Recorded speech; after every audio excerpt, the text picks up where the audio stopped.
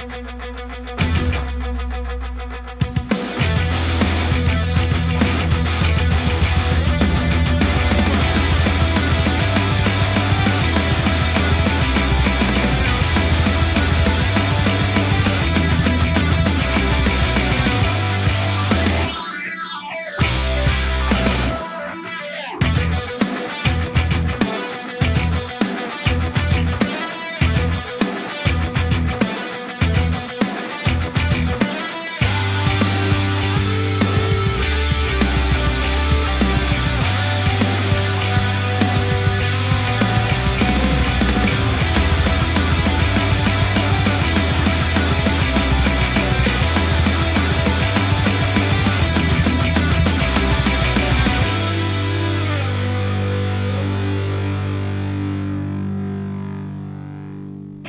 do you guys give me if I kill that bird? Barbara, that's a bald eagle.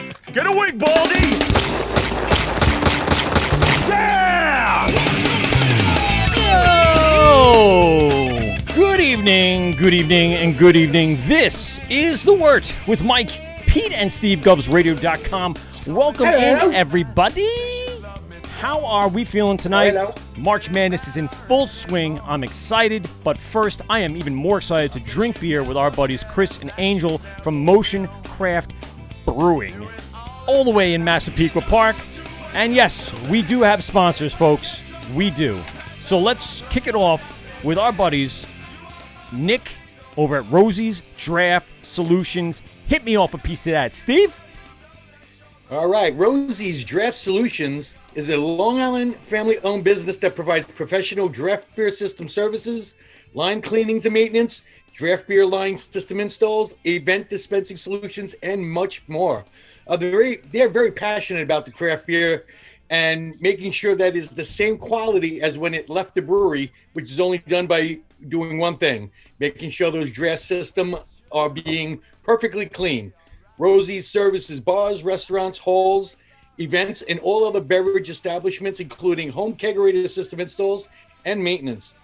They service the likes of WA Meadworks, Blue Point Brewing, Darling Brewing, Hopwinds, Marich's Field, and of course our buddies over at Hopscotch Bottle Shop, just to name a few. You can reach them at Rosie's Draft Solutions at gmail.com or call them at 631-219-2075, Monday through Sunday, 9 a.m. to 8 p.m. Mention the Wort for a special discount. That's right. You're going to receive 10% your service or a hardware order. Go to rosiesdraftsolutions.com. Peter, we're excited. Beer maker. So excited for Beer Maker. Why are we excited, Pete? The beer's ready. Beer's ready. My phone told me today the beer's ready. Well, And much to my chagrin, you guys are not getting any because I drank it all. You son of a bitch. No wonder you're so smiling Beer and happy maker. tonight. It's an automated countertop brew system. Allows you to make a gallon of beer right in your kitchen or wherever you don't mind a little have some extra counter space. Don't mind a little vibration noise. Works through the app. Walks you through all of the steps on how to make delicious beer right in your own home. Everything's sealed. It brews into bags. No chance of oxidation or any sort of nonsense that you may get at any other homebrew method or defunct automated brew system. So it's a really well-designed system. We got to play with it last week. My bad.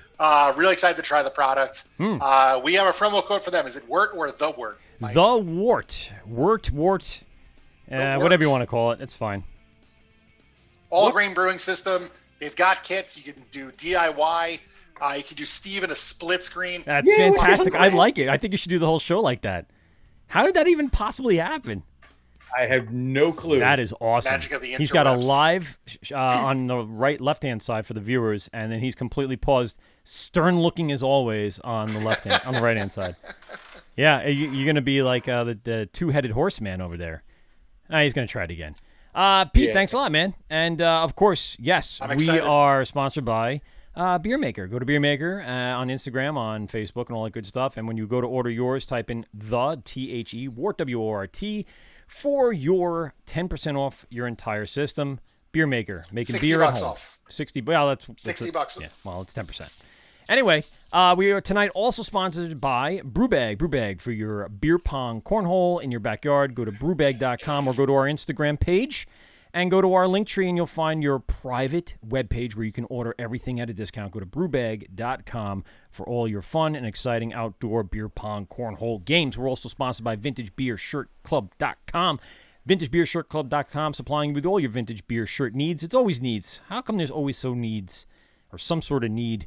But we are sponsored by VintageBeerShirtClub.com. So go over to them and the promo code type in Wort, W-O-R-T, receive a percentage off your monthly order. A couple of people we want to mention, of course, Rosie's Draft Solutions, Brewbag, VintageBeerShirtClub.com, beer maker.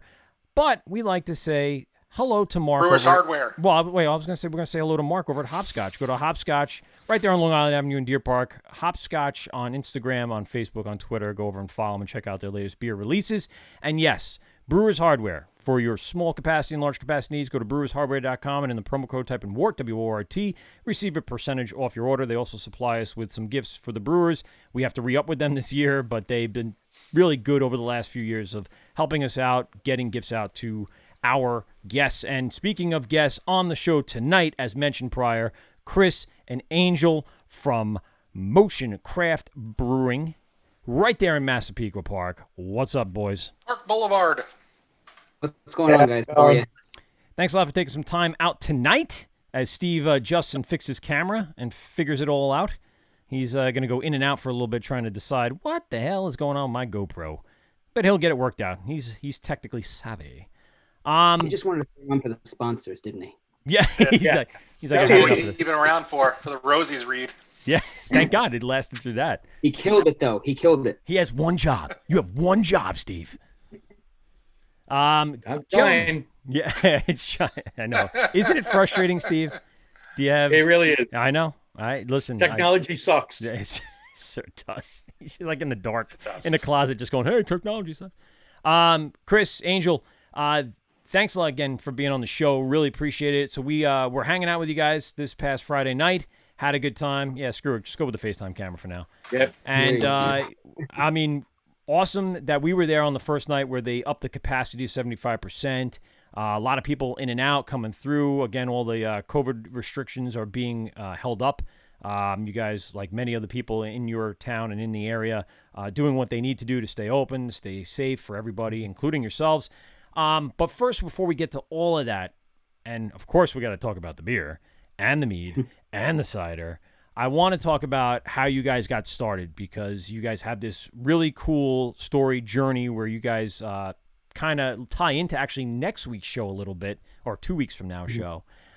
Give us the big story about how you guys, partnered up and got together and then started by opening up this place in a beautiful town, very well-known town. And, there it is.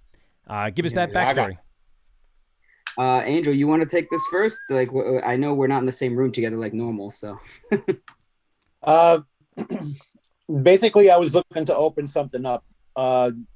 I met Kris through Long Island Beer Malt Enthusiast, and he got wind that I was looking for something to do to open up. And then from there, we actually had our first little powwow sit down to discuss everything. And that was actually held at Dubco.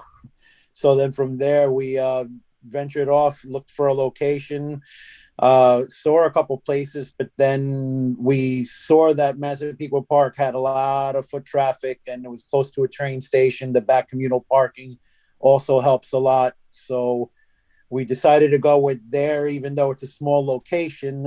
We figured we'd start small and try to grow bigger and see if we can actually try to grow out of it. Right. And I mean, just to kind of add to that, like Angel said, we picked Massapequa Park for obviously the foot traffic. We had a couple of different options to think through, but ultimately what it came down to is, yes, it's an extremely small location. We are like the epitome of startup breweries. We're talking like 850 square feet, probably a couple more. And to be able to at least have 10 taps, we wanted to have a variety, basically. Like the first time me and him ever really discussed everything like in depth is, it's one thing to just like, make specific styles of beer. We wanted to cater to as many people as possible. Even though, with that comes the challenge of, small space, fitting as many people, and then you throw the pandemic in, right? Yeah. But so I mean, that's basically, Angel is definitely more the beer side of the equation. Obviously I drink a lot of beer, but as far as like home brewing and stuff like that, like I was always more on like the wine making, mead making side of the equation. And then cider is kind of like the middle ground where me and him started to kind of have that gray area. So it was an interesting development because we, like I said, just wanted to cater to everybody in some way. We didn't want to have any situation with customers where, two people come in and one person immediately assumes that there's absolutely nothing on tap for them, right? So it was important to us because, I've had that experience firsthand with like friends and family and whoever, where they just think that there might not be something on tap for them. And you go wait in the car, Sean. Yeah. Sean, go wait in the car. Yeah, go look for parking or something permanently. Right? And then we kind of looked into it. Originally, I'll give you the very express version because even when you go in with a very detailed plan, let's be honest, it's in New York, it's hard enough to open a business in general, right? You add alcohol to that equation, it's definitely adds a whole nother layer of challenges. But we originally were not allowed to, we couldn't do beer, mead, and cider under the same roof. So we had basically two options because of age-old laws with winery laws and brewery laws. For whatever reason, our attorneys had helped us out and explained stuff. And they basically said that you can do either beer and cider or mead and cider at that time. So then, long story short, we went beer and cider. That's how we started out when we opened last year, right? So we ended up finding out about a new license that allowed us to produce mead under the same roof. And then immediately we pursued that. And so now we have all three under the same roof. And we do seltzers as well. People are asking for those. They're obviously, especially as it gets warmer, we're going to start doing those a little bit more. Yeah. But yeah, again, a little something for everybody. I want to touch on a few points that you had. Number one, the foot traffic in Massapequa Park. So you're in a village area, train station within a block away, lots of bars and restaurants. Very walkable. Very walkable, especially in the warmer area. Even if not, I mean, it was great coming over Friday and just seeing the town buzzing a little bit. People going in and out of bars and restaurants, and a lot of foot traffic walking by, kind of looking like, oh, there's a brewery there. Nice. All right, let's stop in. And people had just stopped in from seeing the storefront. What other towns or areas were you guys looking at prior to jumping into Massapequa Park? The one town that I saw that they actually, the village actually wanted us to go into, but I don't know why we decided on Massapequa Park. Obviously, we know why, but the one area that wanted us in was Westbury. Oh, wow! Would not have guessed. Yeah. Yeah, and they actually approached me. They didn't approach. When they heard that I went to a real estate agent at one point, looking at a location, looking to do a brewery, all of a sudden they contacted me and said, "Oh, we want you guys here. We want you guys here." And it was a little bit bigger of a space, probably across the street from. It's actually literally across the street from the theater. Mm-hmm. Ah, okay. It would have been a good spot, but I think what happened was the rent was a little discouraging. It was really, really up there, and we probably would have went broke faster. Yeah, I mean, and honestly, think about that. Going into, let's say we did make it work, right? We did get the door open, then the pandemic happens. Yep. It's the whole nother story when the theater is not having anything theater related. We would have been in a completely different level of trouble. So yeah, I remember opening day. Pete and I were there for you guys opening February 15th, I believe it was, or maybe that was the soft opening weekend, whatever it was. No, it was Valentine's Day. Yeah. Oh, okay. Yeah. So there you go. And we stopped through and packed to the rafters. We got our couple tastes and we got out of there to let other people in. Again, town was buzzing. It was still cold, but people were there showing up. And then a month later, no COVID in sight. No COVID in sight. Yeah. A month later, there were little rumblings in the news about it. Yeah, there was a little something there, but we were like, it's like nothing like the bird flu, the swine flu. And then this thing dropped on you. As being what you guys did, obviously that 100% worked in your favor. But, even so, many of the people we've talked to over this last year, had to do some sort of pivoting. What was the plan then? Because you don't have a lot of, in-house space, so really you couldn't have anyone in. What did you guys do to kind of move forward and continue to grow a little bit if you could over that pandemic timing? So basically, when everything shut down, I forget what day of the week it fell on because it was right before St. Patty's Day. It was right? a Monday, the 16th. It was a Monday, right? And we were closed because we've always been closed Monday, Tuesday. Right, so brew days, right? Me and him were at the shop. We were catching up on things, brewing, kegging, whatever. We were getting ready for St. Patty's Day because honestly, after that first month, we were running low on supply already.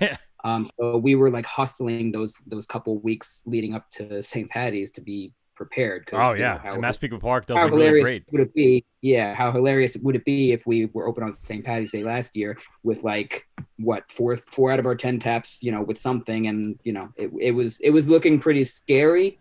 And honestly, it's a good problem to have, right? Our buddy Joe at WA Meat says grand opening, grand closing, because you just run out of beer. It's just pretty much. It's a good problem to have, but it is a problem because then it just leaves people like, no, okay, they ran out of beer. That's going to happen again. You don't want to have that as part of your reputation. So yeah, absolutely. And that was, and honestly, and just to kind of, pivot backwards, that was the trade-off with taking the location that we did, right? We're in a high foot traffic area. It's a small location. A lot of people that had come in when we were in the midst of renovating had come in and they were looking around. They were like, this is a little small, no? But a lot of people assume, equipment that's a lot larger, people hear, oh, you're opening a brewery. They assume these at least 5 BBL, whatever. Obviously we have 2 BBL silos. You guys saw them, a handful of them. We have a nice little system in the back where it kind of, me and Angel do our dance, past each other and just make it work. But as far as pivoting for the whole pandemic thing, so we were open for about approximately like 5 weeks. Hold on, I just got an image in my head. I just imagine you and Angel like Mr. and Mrs. Smith, that final scene in the department store. Oh yeah, when you're fighting everybody, you're back to back. Guns and everything. Yeah, that's fantastic. Yeah. So basically, everything gets shut down, right? And we immediately like, okay, well.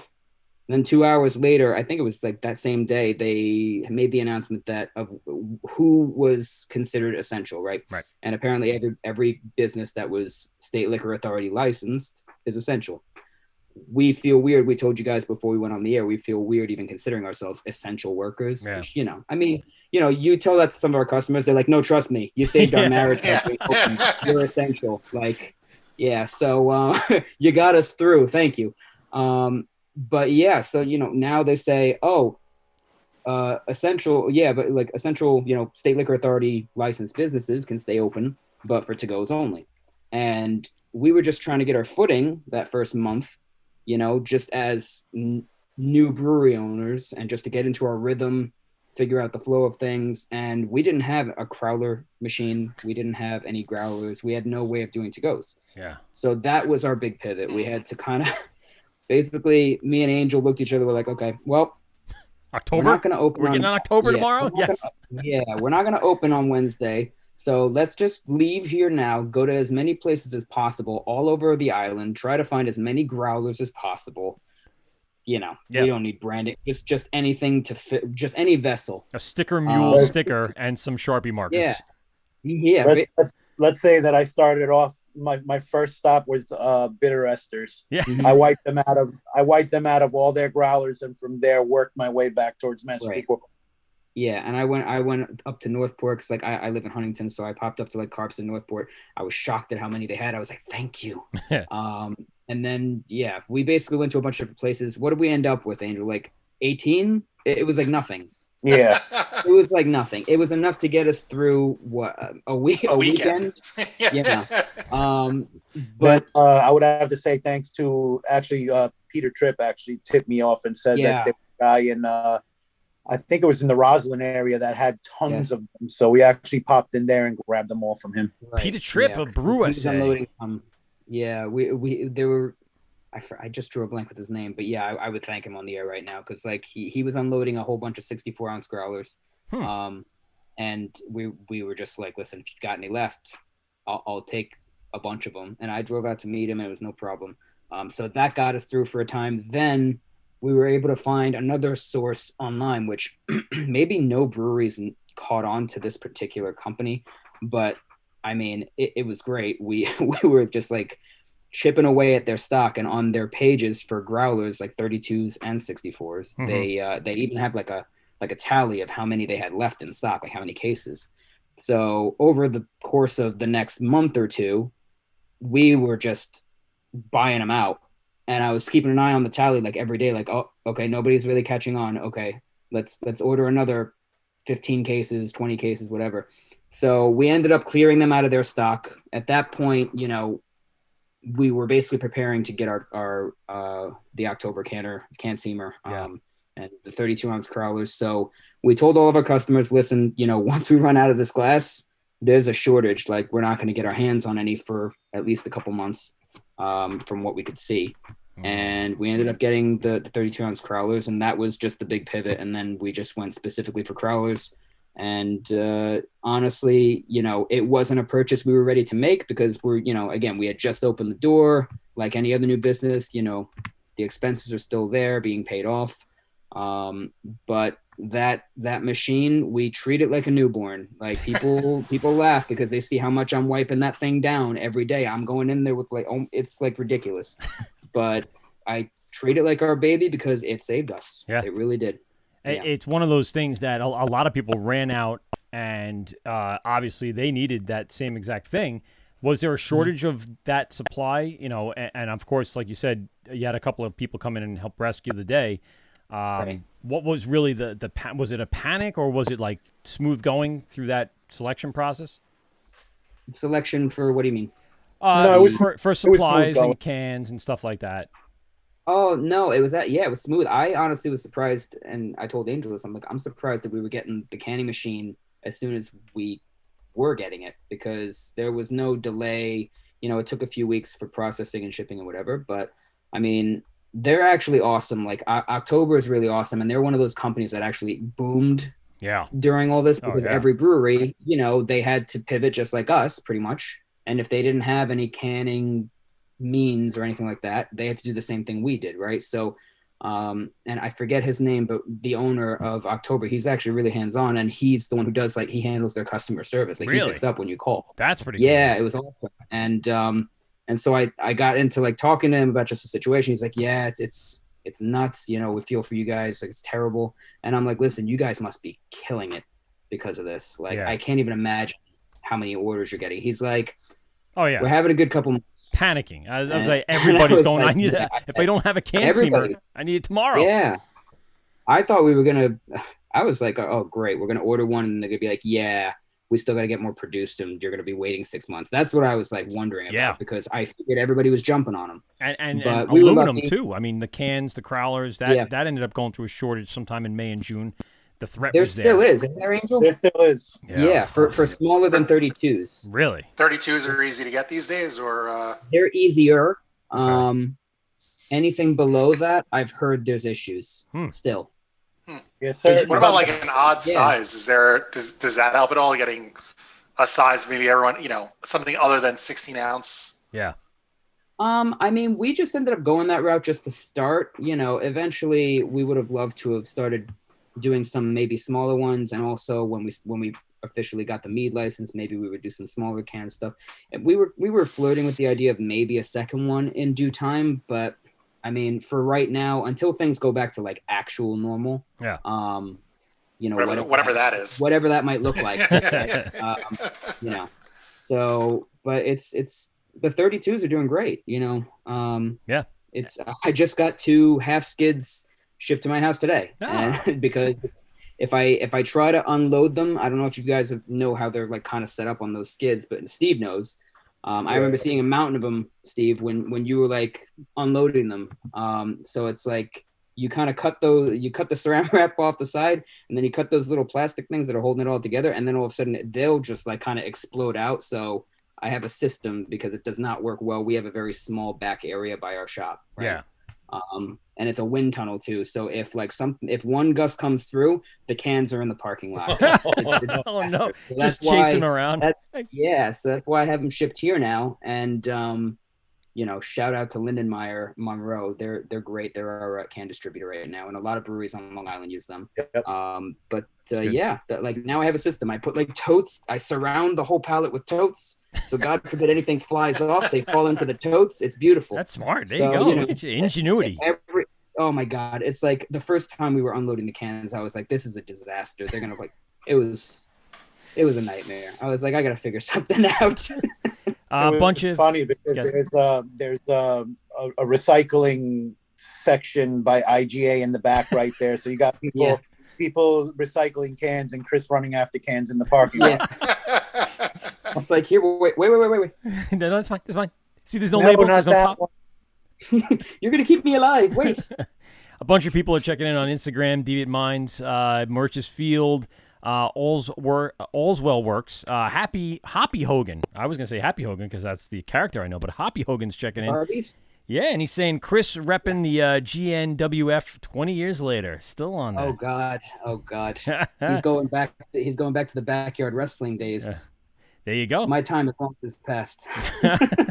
That dog says what's up. We got Just T checking in. Long Beach Brewing Company saying what's up. Point Black Pods checking in. Hoptic Calmness. I don't know. That's a weird one. Hop Culture Farms and Brew Co. Lithology saying what's up, boys. Brewers Crackers, Sham. I feel like Graz right now, just saying everything. Graz. Will Roberts is saying hi. And Vano Castellanos. Or Van O Castellanos, whatever that is. Everyone's checking on Instagram saying hello. Listen, we had a small issue with the Facebook feed. It went up as somebody else's show for some reason. Yep. And I fixed that. I think he wants to get back on so badly. So bad he put it through his show. Oh God, was it him? It came through his limo talk. It came up as Graz. And I don't know why. Maybe it's because I had his keys still logged in, but I thought I switched that out. Whatever. We made the change. Go over to Facebook. Go to Govs Radio on Facebook, on Instagram, and check it out and share it with your friends. Tell everybody. We're also here live on Instagram. We're live on Facebook, YouTube, and of course, the best place to go find us. Go to govsradio.com. Problem is, you'll have to go over to Limo Talk to watch it, and we'll fix that up and make it nice and easy later. Soul Rosario 52 says Angel and Kris are so friendly. Aw. Aww. You guys are I wonder who that is. I don't know. It's hard with the names on Instagram to know exactly who's who. But that's so nice. So a little news. Yeah. Mr. Peter Tripp is no longer with Brew SA. That's right. He's with South Shore now. Nice. Yep. Well, he spent enough time there during their opening few months. I'm sure he was just like, I'm going to slip right on in. Just going to stay now. I'm not going to leave. Yeah. He was at the bar at one point. And now he's brewing the beer behind the scenes. Yeah. That's where I saw Pete. I saw him last year right around this time over there. When I went in, I was hanging out with Metalhead Dad and Pete Tripp, and we were hanging, talking about good beer, lagers and pilsners and deliciousness. And it just felt like he was going to kind of roll his way right on in there because he had a lot to say and a lot of information. So it was cool. And it's interesting because the last time I was there also, which was maybe not even a month ago, he was there. Yeah. And we sat and we did the same thing. We talked about beer. We talked about everything. And I'm like, oh, you dirty bastard. There was a reason why you were there. You weren't saying. Oh, delicious beers. Spunky 930 saying what's up. And I'm going to screw this up. Tribalaton. Incredible beers. Spunky 930 tried to send a request. Probably a mistake, but we can't have your request on Instagram Live. We're not doing an Instagram Live. We're doing the show right here. And it's going out to everywhere else. So sorry, Spunky. Can't be on the show tonight. But we do have Ryan who popped in here. Is this someone we know? Ryan? Hey, guys. Who is that? Yeah, I'm Angel's brother-in-law. Hey! Is it roast time, Ryan? It sounds like you're here to give a nice little roast. No, I'll refrain from that. Okay. Just interested in the podcast. Interested in the show. It's cool. Now you can hang out, man. We're here, and you're not taking up too much of the floor space on the stream. So hang out for a little bit. Why not? And Ryan was there our grand opening weekend to help us out. So he deserves a spot. Again, Thank you again, Ryan. Yes, you deserve to be here. Yeah, my pleasure. It's great. So I want to go over to the other point, Kris, we were making before. I mentioned the foot traffic in Massapequa. And as a brewery, you always have this checklist of things that you need for your brewery to have. I would assume that Massapequa Park has that. You need your water, you need your sewer. How grateful or how gracious was the Massapequa Park Chamber of Commerce and the government and the village and the town and all that stuff with you guys moving on in there? So it's interesting. It's an interesting question because basically when we were anticipated to open in fall of 2018 fall of 2019. But there were massive delays out of our control, as they usually are, right? Yeah. But a lot of folks assumed that it had to do with the village. And I always actually sing the praises of our village because we got off on the right foot with them way before any of that ensued. Basically, we met with the mayor at the time and his whole team before we even signed the lease. We wanted to get on the same page, make sure that we were even wanted there, even though we knew it was a craft beer town. You know, all the restaurants, they have craft beer, like, you know, the Good Life, the Dark Horse, Tap Room. So the signs all pointed to good things, right? But, you know, we still want to get their blessing and just, you know, kind of address any concerns if they had any about a new brewery coming into the village. Did you have like a joint sit down with like the godfathers of McGorry's? It was actually at the town hall over there. It was just a nice informal sit down, and we asked them, like, you know, we introduced ourselves, told them what we're trying to do at which location, and you know, basically asked them point blank, like, listen, if like this is what we want to do you have any concerns about a brewery coming into the village at all? Like, if so, what are they? Let's iron them out now. Let's see what they are.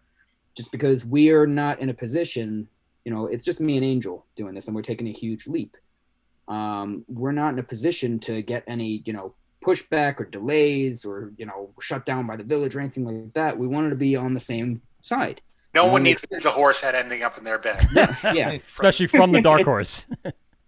Dark Horse. I think they appreciated that, though, because it you know, maybe it's not every day that, I don't know, maybe it's not every day that new business owners do that, but I mean, we just want to be just as smooth sailing could look like, because we knew we were going to be so preoccupied with everything, right? So they mentioned like one or two issues, which really weren't even issues at all. And so they were with us 100%, like all the way through the process. They actually were checking in with us periodically. You got beer for me to drink yet? No, they're like, it's been like months. Like, what's going on? And honestly, it was a delay with the liquor license. Yeah. Months long, like 6 months long delay. And SLA or it was SLA. Yeah, SLA. Yeah. So you know, we what happened was all the, what do you call those, like Fire Island and all those temporary bars that open up, they basically drop their licenses in, and they get first priority because they're only like 2 months of operation. Seasonal kind of things, yeah.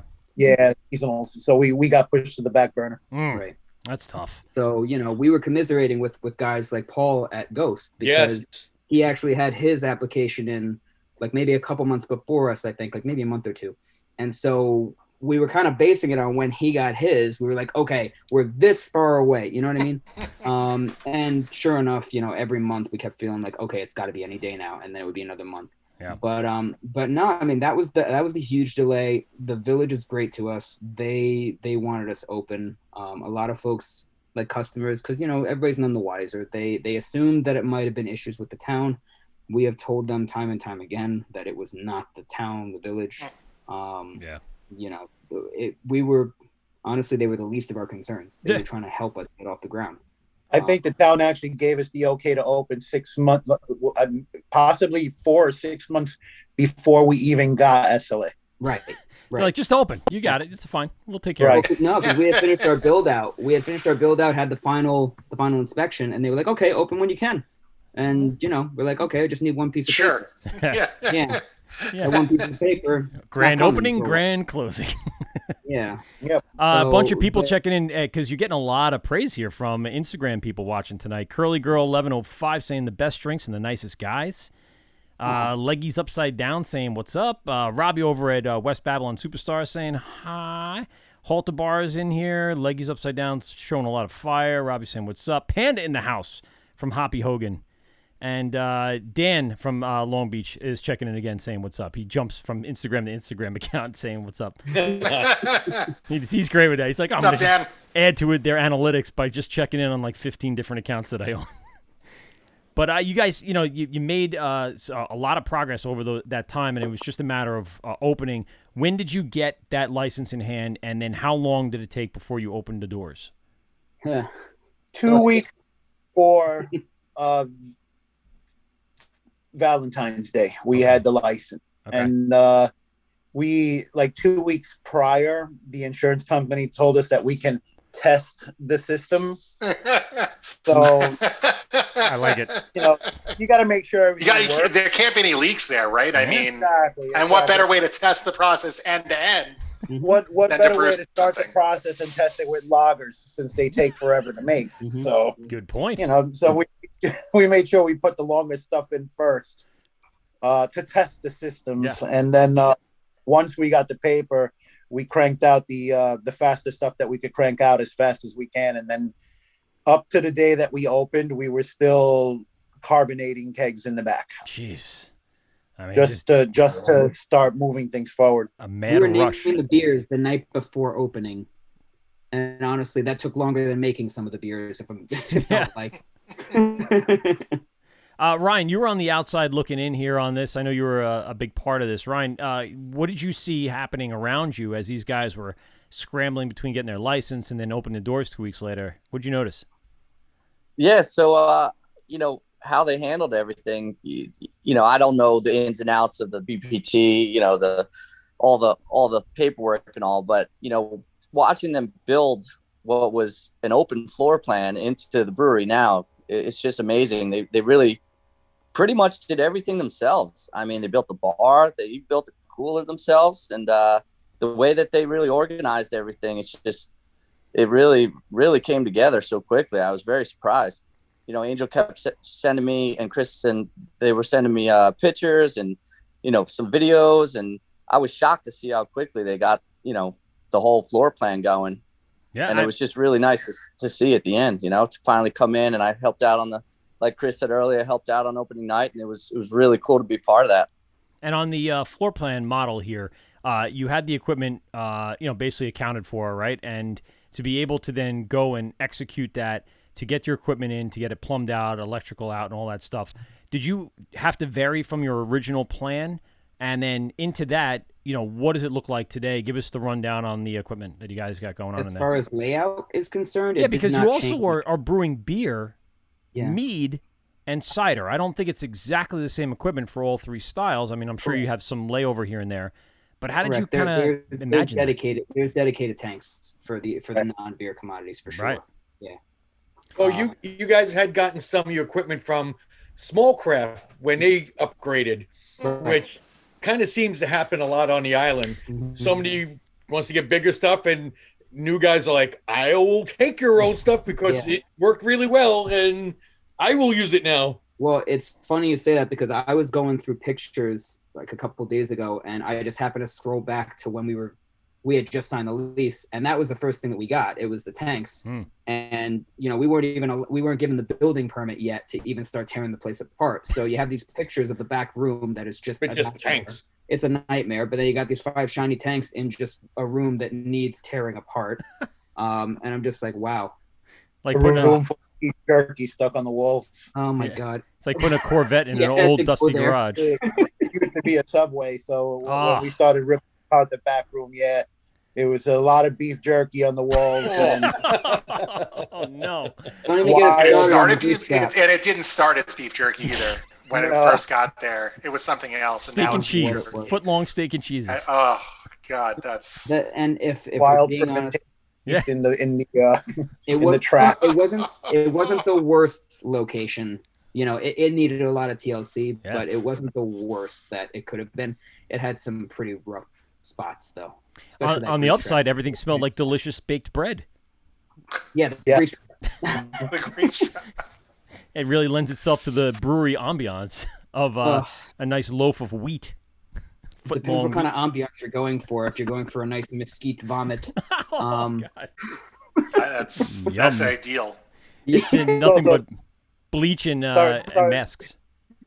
Sorry to say this, but I know your mom is probably listening, but there was also a trap door that led to the other side of the world that Kris happened to go through and venture. Oh, no. My parents don't know this story, but basically we had to rip up the entire floor in the back, so because we were going to put in a floor drain. So that was really a big part of the plumbing piece of the equation. So we had to rip up, it was like laminate tile. And then when we got through that, it was more laminate tile. And then when we got through that, it was like wood. And then underneath the wood we were like, what the hell is this? Something kind of like loose. We were like, is that fresh carpet? Carpet underneath. Oh, man. Yeah, and the carpet looked fresh. I mean, it was unbelievable. I don't know what the hell. I don't It know was what well preserved. Yeah, they just kept building over it and over it and over it. It was like the rings of a tree, only it wasn't all wood. And then we finally got through to the subfloor, which was, parts of it needed some serious addressing because some of it had a little bit of, some of the panels were rotted out. And so, Angel's behind me. He's working behind me. He's facing the other wall, and I'm over here. I'm like trying to just chisel up a couple of tiles more. And all of a sudden, I went in on one like real hard, and all of a sudden, boom! And I'm like, ah! And I didn't even realize what had happened until he just turned. I just turned to him, and he turns to me. He's just like, the hell happened? And I'm like, oh, half my leg's in the floor to the basement. So, luckily I was wearing jeans. It probably could have been a lot worse. But so the whole joke is that, like, when we look at these pictures, there's, oh yeah, you see that? You see that little black spot on the floor? Yeah, that's Kris's, like, passageway to Narnia. So nothing says happy demo day like a tetanus shot at the local hospital. Like I said, I'm glad I was wearing thick jeans. It could have been worse. That's I mean, the place doesn't have a basement, right? Any other places have? It does. Oh, it does. So just under the back, the back half of the All right. Under the front, it's all concrete. Now, is it finished or is it just a crawl space storage area? No. What do you utilize it for? Just nothing. It's not a crawl space, but it's it's a storage. It's a storage space. Yeah. You guys had like this, idea, like I said, of the floor plan before. So just give us a rundown of what equipment's back there. I know it's, behind your little archway. People can kind of peek a little bit and see some of it, but just give people a layout of what you're working with right now. Go for it, Angel, because there's a lot more back there now than what was on the floor plan. I'll tell you that much. So started out with five 2 BBL tanks. Which eventually graduated to getting another 4 1 BBL tanks. But right now we're brewing all electric and it's on a 1 BBL system. So basically every single brew day is double brewing just to fill up 1 tank. Yeah. And now so in regards to its variation from the cider or the mead, what other equipment is there besides just for the beer? A grain mill, then we have our walk-in cooler, and that is about it. And then just a lot of racks just to keep hoses and storage and stuff up. Gotta have a part cart. And the cooler. That's all that's really back there. Yeah. And you're just utilizing the space as best you can, optimizing the amount of space in the tap room. And like I said at the start of the show, you guys, when we were there on Friday, just got the word that you can up to 75%. Was that a really big change for you guys compared to the 50%? Huge. Yeah. Huge. We would have settled for, we wouldn't settle for anything at this point, but we would have been happy with even 2 additional seats because, again, we were only allowed 10. Okay. But the extra 5, think about it. That's another 33% of our tasting room business is back, Yeah. So it made a world of difference. And we're very happy to, when we have 10 people in the room, we're very happy that when the door opens, we're not cringing, at the 11th coming in. Now we cringe at the 16th coming in, right? But, I saw you because when we were there, you're like, sorry guys, we're kind of at max. And you even told us, so like, you guys the warning. Yeah, I know. And that's fine. The warning. I think most people would get it, especially now. But it's tough. And so in a normal environment, what would be the max? Is it 20, or could you do more? What's it rated for? It is 20, but the difference maker. Go ahead, Angel. You could explain this because it's pretty remarkable, and a lot of people don't realize what factors in. People assume it's square footage only. It's not.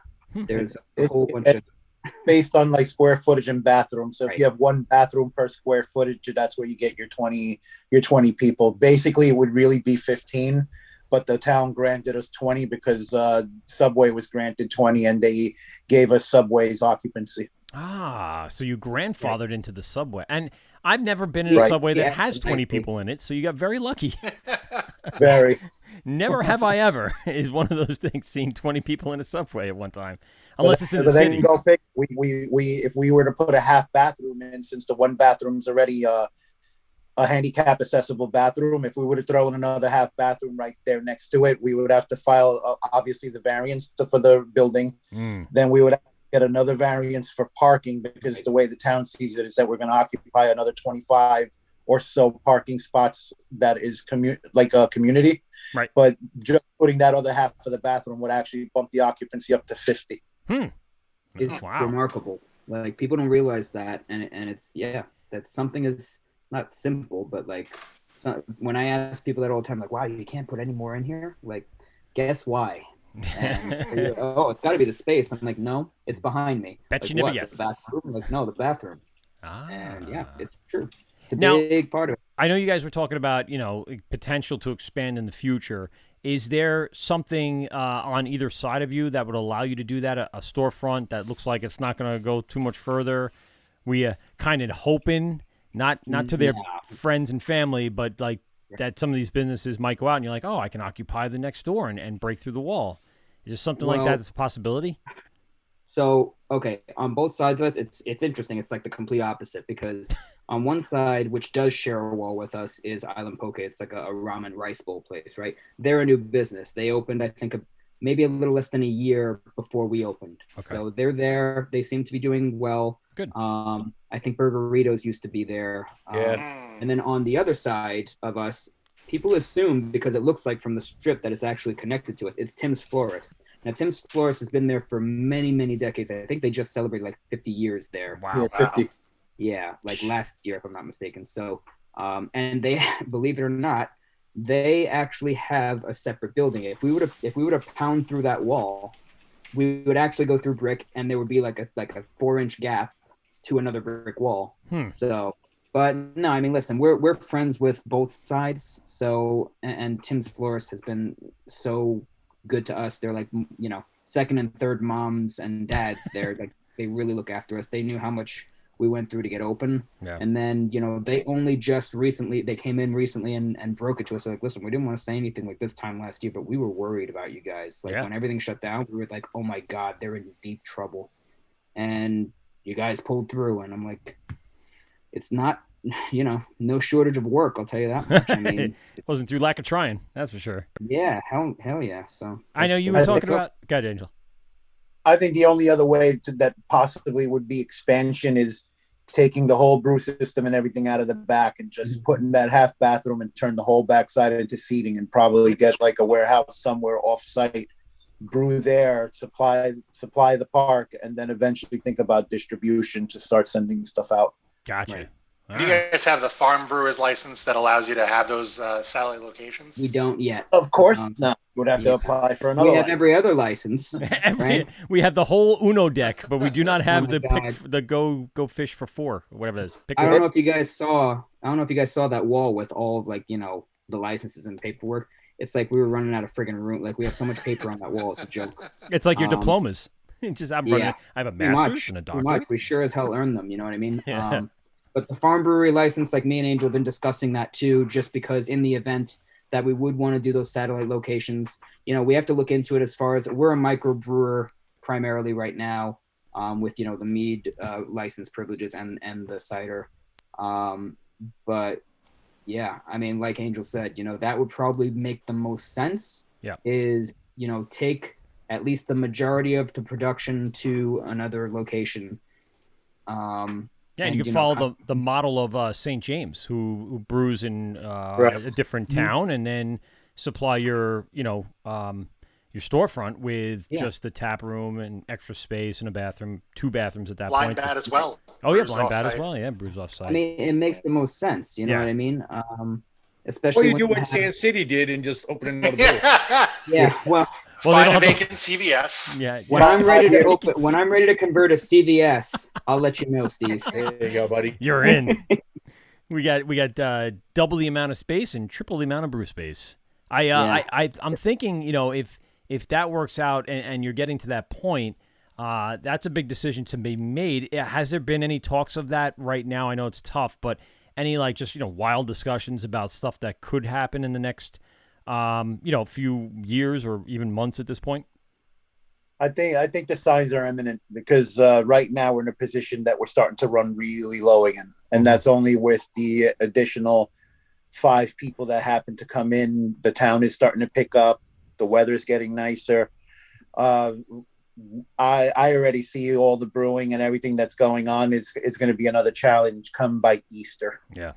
And were you guys allowed to do any outside seating over the summer last year? No, it's not worth the seating because of the headache. Because if we were to put outside seating and we have 2 tables out there, we don't predominantly have food because of the manufacturer's license. Mm-hmm. All we got to offer is a bag of chips. Yeah. You put 2 tables outside, and then somebody knows somebody walking down the street, and all of a sudden congregating starts by the tables. Now you're looking at a violation if the SLA walks by.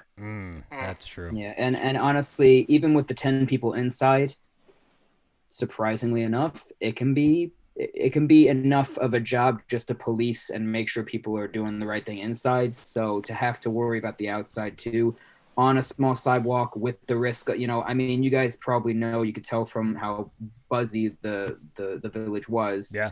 It's a heavily monitored area, very heavily. Yes. So, all we've been trying to do is the right thing, and just keep on keeping on until this whole thing clears up. Did you guys have SLA stop in often? Or I know, I had 4 spoken to the owners at Good Life, Pete and Paul, and they said, yeah, SLA was very prominent up and down the strip. Restaurants definitely got it a whole lot worse than us, but we're in a different position because, number one, we have that giant window up front, right? So if anything looks fishy or sketchy with the capacity, break-in rules, whatever, they're going to see it. They're going to come in. We have had visits, but I think, like Angel said, it's only a total of 4 times we've been visited over the course of that last handful of months. But the restaurants, we know that it's no exaggeration that it's been over 30 visits. Wow. Right. Yeah, well, because it's a door-to-door thing. Yeah. They could come to the strip and hit 9, 10, 15 places on that strip. And that makes their day, a whole lot of fun. Yeah. The ball busting. They hit their quota in one town. I mean, But then again, I don't know. I don't also know if that happened because the town was in the red. It wasn't red. Yellow. It was orange, yellow. It was zone. only yellow. We didn't go. oh yeah. Yeah. So But that was a they whole got nother draw attention, and they wanted to see why, and they started hitting up all the bars and restaurants in the area. Which there was one place that I won't mention names. They actually got shut down twice because they were over occupancy. One time they had 32 people in the front drinking outside, 42 people inside with the band playing, and once they got shut down, and then they repeatedly got shut down. I'm pretty sure that sparked a red flag on the town, and everybody paid the consequence for that. Yeah, that's true. One will ruin everything, and especially if and that's why all we can do we can only control what we can control, and that's Right. in our spot.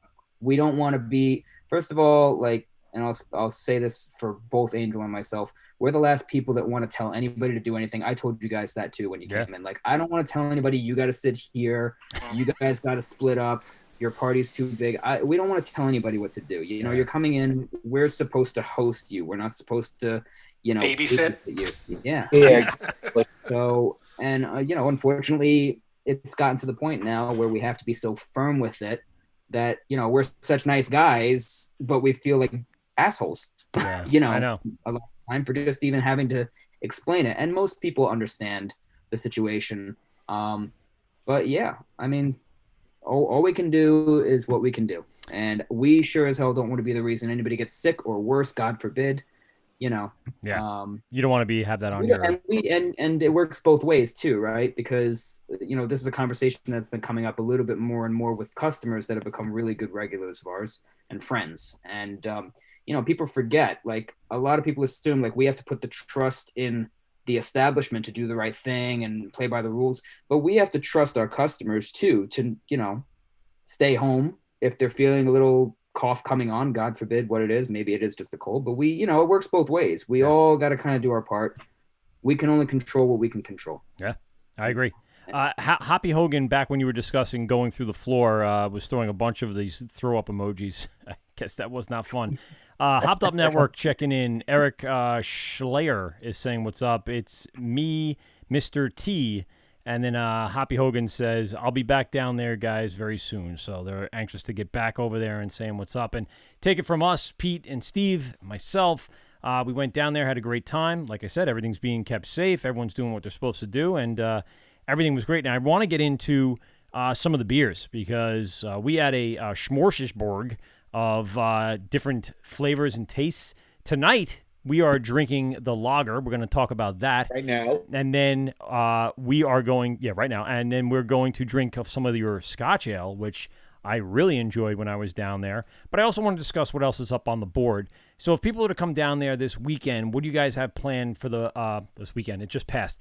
Coming down this week, what do you guys have up on the board? What's left? What's going out? What's coming back in? What's the styles and stuff? Let's say just outside of the mead and cider. All right I now. know is I was very excited after you guys left. I got to go in the back with Angel, and I looked over and I saw something written on one of the tanks, and one of my favorite styles. Mm-hmm. And Angel was like, "Oh yeah, I just brewed it, and it's a Hefeweizen." So spring is coming. Just in time for spring. I'm looking forward to that, man. Love a good We Hefeweizen. are too. That's one of our favorites too. And honestly, it's a crowd pleaser. Like last year, I mean, when was the last time we did that one, Angel? Like it finished like in the late summer, early. Ooh. So we brewed one. So when the pandemic was in full throttle, we actually had 4 batches of beer that we had to repropagate yeast because all the yeast laboratories were closed. Now, that's true. Yeah. Some, which I'm pretty sure Steve would say that this is, you never kind of want to use the same yeast more than 3 times.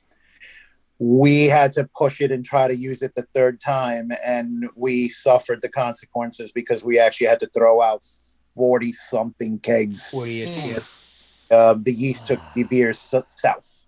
Yeah. So we weren't going to put we're not going to put something out that we don't feel is up to a standard. So we dumped it, and that's probably the most heartbreaking day ever. Well, good for you for having the balls to do that, because some people won't. Some people will say that's money lost, and in the end it will hurt them, but they don't see that as a large scale plan. They see it as, okay, I need to recoup this money ASAP, right. And that's kind of the wrong turn there. You got to take the hit to realize the mistake to then turn around and make it right. Well, me and Angel actually, we took turns in the back, dumping each keg, and when he started crying, I would glance back. The tears were going into the. Oh dear God! I kept trying. I got the next 5. I kept trying every keg, hoping that at least one of them would be good. I just kept going, nope. And then he comes to me. He's like, "Kris, can you check this? Maybe I'm nuts." I'm like, "Nope." Well, funny story. I feel your pain. We had to dump out 2 full kegs of the beer we created, and wow, that stirred up a lot of. Started. No, well, I know, but we had to dump out 2 full kegs of a beer we brewed up in Boston, and man, did that spark some interest into our page over the last 2 weeks. We've had a lot of talk from that experience, and people coming to our support saying that they were also victims of this really shady dealing, and stuff was going on with the brewery that we brewed with. And, I feel better about it. I don't feel $400 better, but I can't imagine how you guys felt with the amount of, loss that you guys had and the money lost there, especially in COVID times. I mean, you're sitting there going, no. And, you got to really turn and burn. What did you guys do? How'd you guys kind of overcome that part where you... Well, luckily by that time, the labs were starting to reopen Okay. in a limited capacity, right, Angel? Right. It just started. Right. So, but the catch was they were all functioning on limited capacity too, the labs. Right. So even though you could put in orders, they only had specific strains available, I believe, and there were shipping delays. But obviously, we didn't care. We just Now, put in the order and just hoped for the best. You guys were using liquid yeast? Yeah. We mix, but yeah, it's mainly liquid for the beers, especially. It's kind of up in the time, right? I mean, it really saves you some time on the brew head. Yeah. Right. But so we were lucky at least because by the time, we wiped away the tears from dumping all those kegs. Oh, the labs are opening again. Yay. And finally the first signs of like, oh crap, people are getting back to work. Maybe the pandemic is starting to show signs of a little bit of light, coming. Mm-hmm. So we ended up getting back on the horse, so to speak, and picking up from there. But there was one time, and this was before the whole 40 keg monstrosity situation. We actually ran out only once, and it was actually in May of last year when we were doing only to-goes. When people come in, it's like you're switching from people coming in for a pint at a time or a flight or a couple pints, whatever, to a gallon at a time, 2 gallons, like we 4 had a couple crowlers to people go. I mean, but when we were first doing, we didn't have the crowler machine at that point. Oh, okay. So you're doing that's when we were growlers. Yeah. But like we would have a couple of people that would come regularly, same time every week, getting at least 6. Wow. And that's just one customer.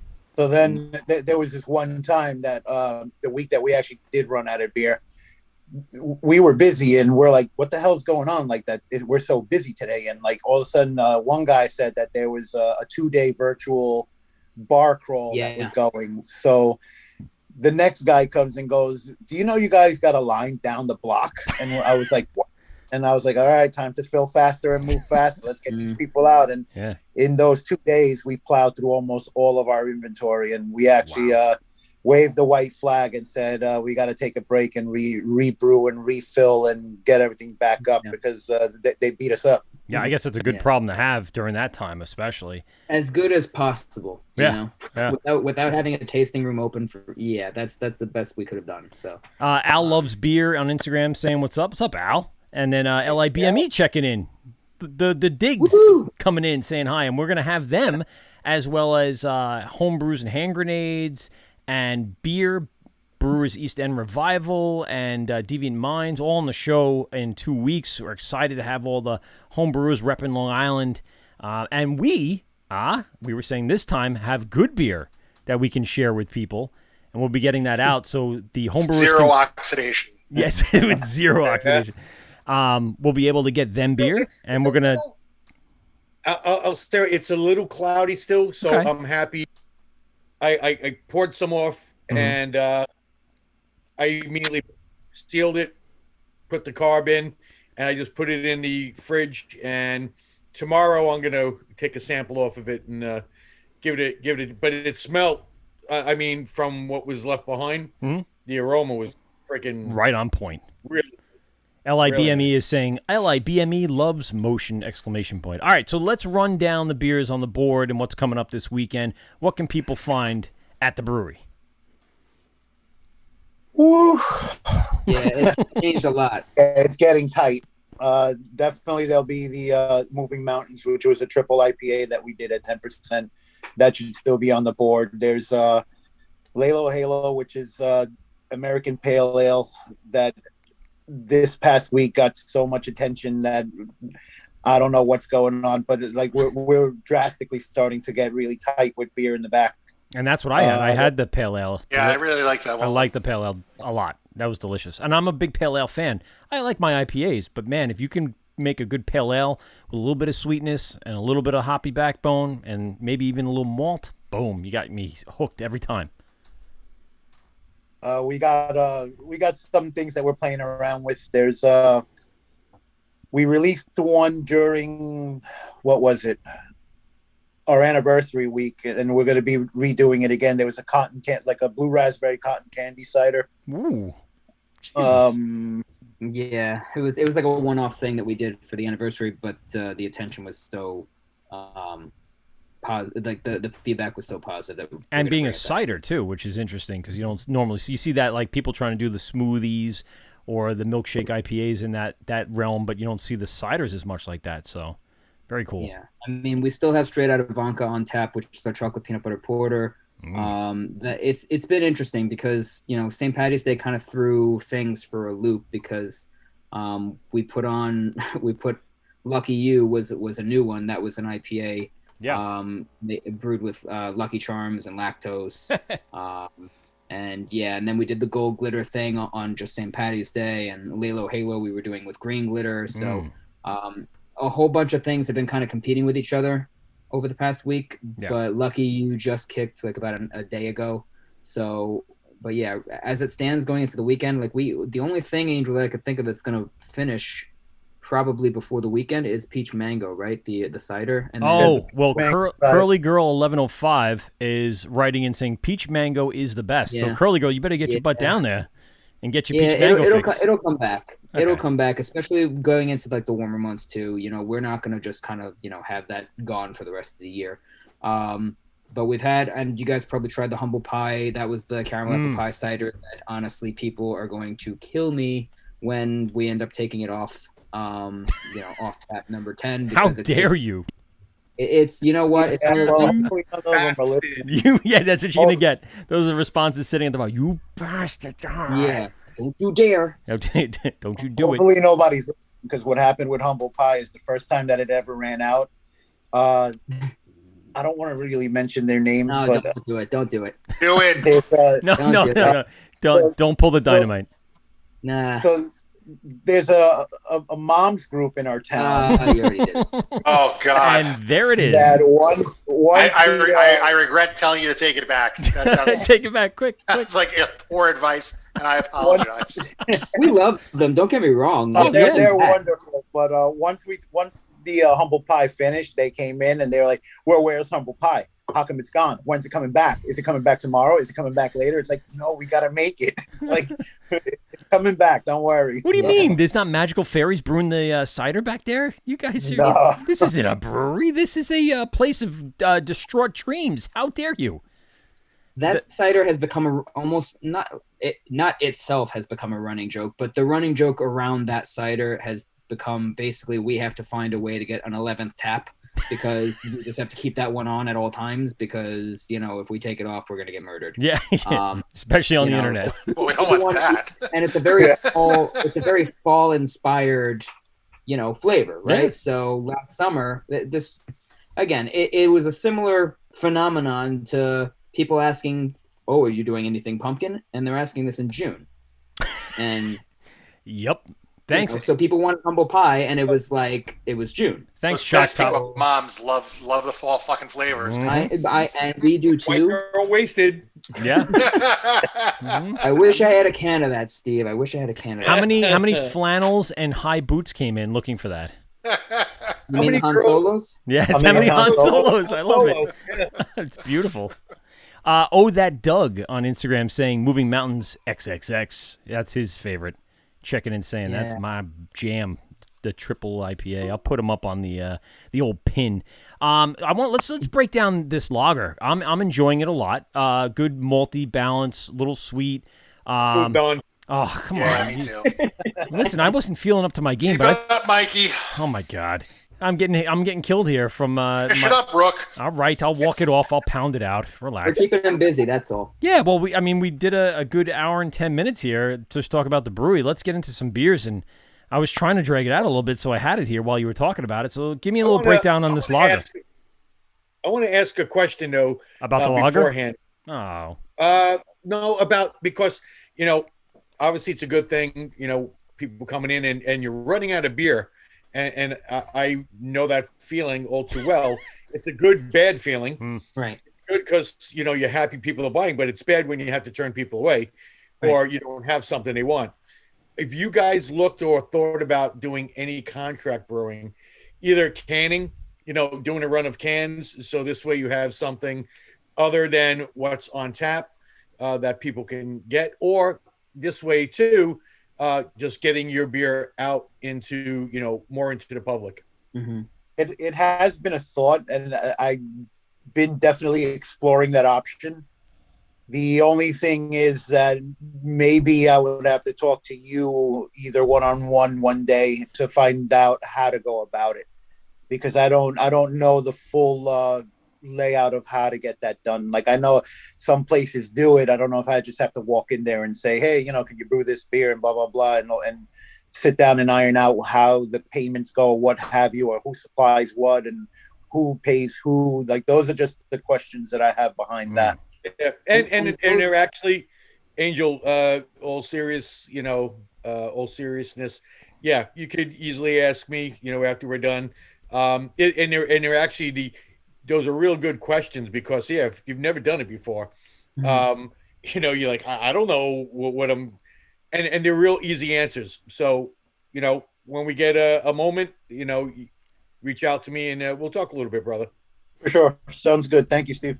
Yeah, man. And I gotta stop by with that cask. I gotta drop by this week. And then one of the other beers that are on tap that'll be on this week, which is one of Steve's favorite names, is a white stout. That motherfucking white stout. I after you guys left, I went in the back with him, and he's like, "You all right? Come on, man, give me the lowdown. What'd you think of the beer in that?" And I'm like, "All right, well, I like this, I like that." I'm like, "The stout was good, but it's not a fucking white stout because there's no such creature," and he gets me very upset. You guys are wizards making things up out of scratch.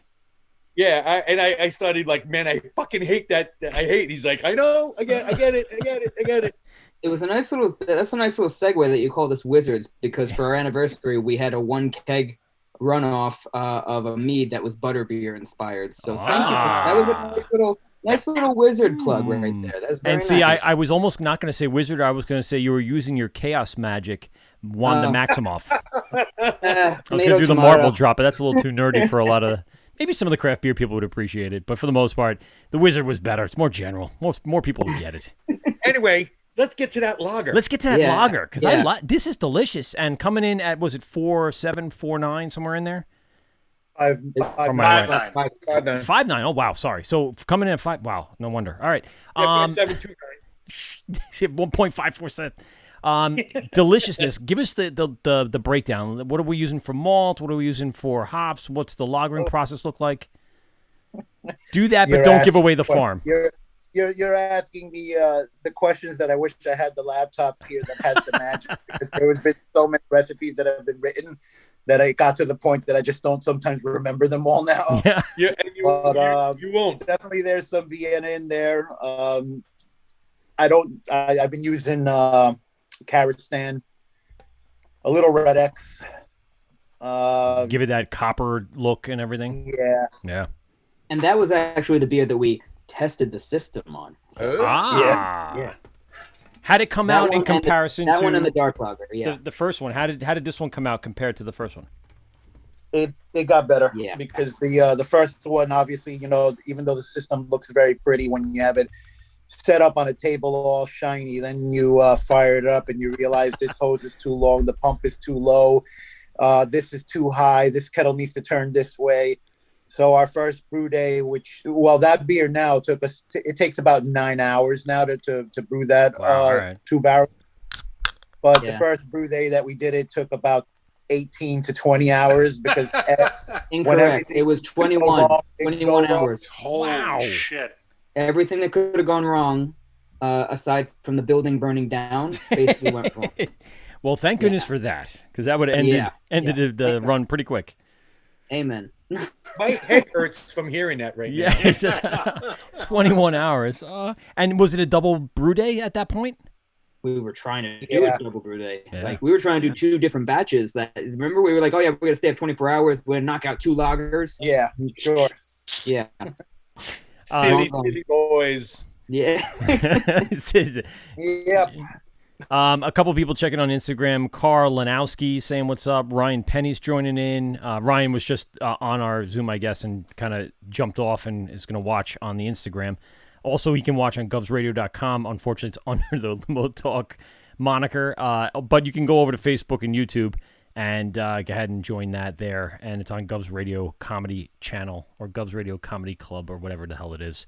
I appreciate a lot of people staying here with us on Instagram, and the good thing is Instagram has been letting me stay on longer and longer, so we're able to give you more and more content, and this will be available in its full form in the next few days, and actually for perpetual. I mean, it'll be on Instagram forever, so anyone can come back in and check it. Forever.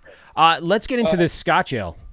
Yes. Yes, please. Yes, please. And the reason I wanted, as much as the lager was good, when I saw you guys had Scotch Ale, so many breweries on the island, very few out of all these breweries, very few do a Scotch Ale. So to see you guys having a Scotch Ale, we were immediately like, oh, we need to have that. Need that one. Try that. And actually, it's a job well done. Yes, it's 10%, which is always good night, Mikey. But yes, the flavor, the malt profile that's there, little sweetness to it. Out of everything I've had from you guys the other day, this is my favorite right now. Boom. Good job on it. Anybody, and I know a few guys out there that say the same thing, man, they love a good Scotch Ale. Yeah, this is a good one. So, and the spices that go into it. So I don't even know what goes into the Scotch Ale recipe, because it seems like there's 5 kilts. 5 kilts per barrel. Multiple kilts. Give us a little breakdown of this and kind of what goes into it. If let's hopefully Ivan can remember. Angel, what yeast did you use for this, man?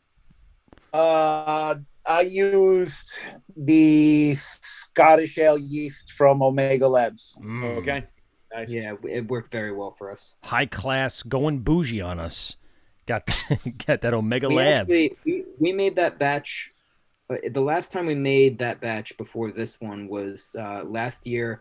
It was actually, I think we had released it right after everything was just to go only.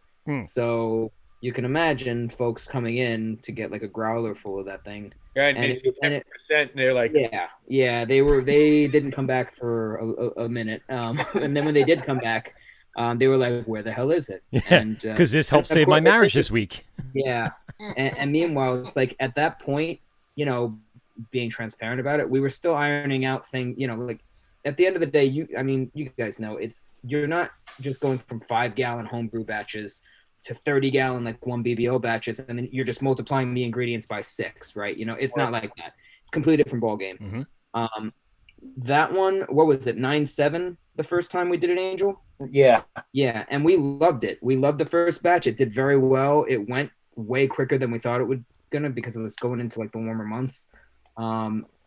This batch, hands down, so like we loved last year's. We love this one even more. So what I think it also has to do too, like when we first made it, I wasn't too in tune with a lot of the water profiles. So a couple of months ago, Kris and I actually sent out a water analysis report, and we looked at it. And then going forward with that Scotch Ale, what we actually did was looked up the water profiles in Scotland and saw what they were using for their Scotch Ales and converted our water into those Scottish recipes in the water. So there's a lot more science that goes into it than people assume. Send that out and to be there. Water is just as important as everything. Absolutely. I've been saying it since day one when we started the show. It's what makes a lot of the beer. I mean, everyone can use the same ingredients across the country, but their water profile is the thing that can change it in one direction or another if they're not treating it, adding what they need to add to kind of balance out the pH and all the other things that go into it. Plus, if no one knows, here on Long Island, everything comes from underneath the ground, not from upstate. And New York City water is different than Long Island water. So you got to kind of balance that out. And again, around the country, it's all different. So if you're and the world, as you said, in Scotland, so you got to kind of really analyze that. Now, have you used that same profile of the water to kind of address changes that would happen in some of your other brews? Yeah, it took a big change. Yeah. I noticed that because I live out here in Patchogue, and when I was making homebrew leveled IPAs in Patchogue, the salt additions weren't as much, and I kind of went with those salt additions thinking the water was going to be the same in Massapequa Park. Massapequa Park has their own water system. Yeah. So once we brewed the first couple IPAs from the beginning, I noticed that they weren't tasting the way that I was making them at home. So we started digging deep into it, and we finally, I think, cracked the code with the Massapequa water and the salt additions. So yeah, like we've changed the water profiles so far for Moving Mountains. Started fresh with a new one called Sign of the Times. The Pale Ale actually went under a big water profile change also. So yeah, going forward, we're a little more dialed into our water now. That's good. Yeah, and honestly, one of my favorites that we've ever made. We've only done it once so far, but we ended up. It was one of the first ones that we were really like, okay, we're on point now with the water. It was actually a Czech Pilsner, and it's just called simply Pils, but it was just unbelievable. I mean, and by the way, Steve, shout out to Nerd Girl. Hey, because that's like my favorite friggin' barrage. So, yeah, that was like the first like kind of light bulb, like for, I don't know, for me at least, like, oh crap, like, okay, the water is we knew the water would be a factor. But you know, you start looking into Czech Republic or whatever it was, water profile, that was a huge difference maker. And you know, we play around with aging them too, just because I mean, again, it's a lager style. But that was definitely one of my favorites. I can't wait to bring that one back, to be honest. But we'll see what the summer brings us. Crispy boys. Yes. And spoiler alert, we've been knocking around here at the Wort the idea of bringing Nerd Girl back in a very small, limited quantity in our new beer maker system. Oh. So if we get that, we'll drop a couple cans off to you, see how it stacks up to what you remember. I'll be over it. I'll be over tomorrow at 9. Well, it's got to vibrate on Steve's table for a good 3 or 4 days first. Okay. I'll be over in 3 to 4 days. It's time. Oh, we need a theme song for this. I know I said I still didn't produce the jingle. I know. I got it. I'm the audio production guy. I know. I got to produce a jingle. I got to get like a handful of doo-wop singers or females. Doo-wop, it's Steve's or just some small children just screaming obscenities. No, I can't do that. The Wort is an outstanding, upscale, high-end podcast for craft beer. And I'm full of shit, but I'm just saying, yeah, let's do it. Go ahead, Steven.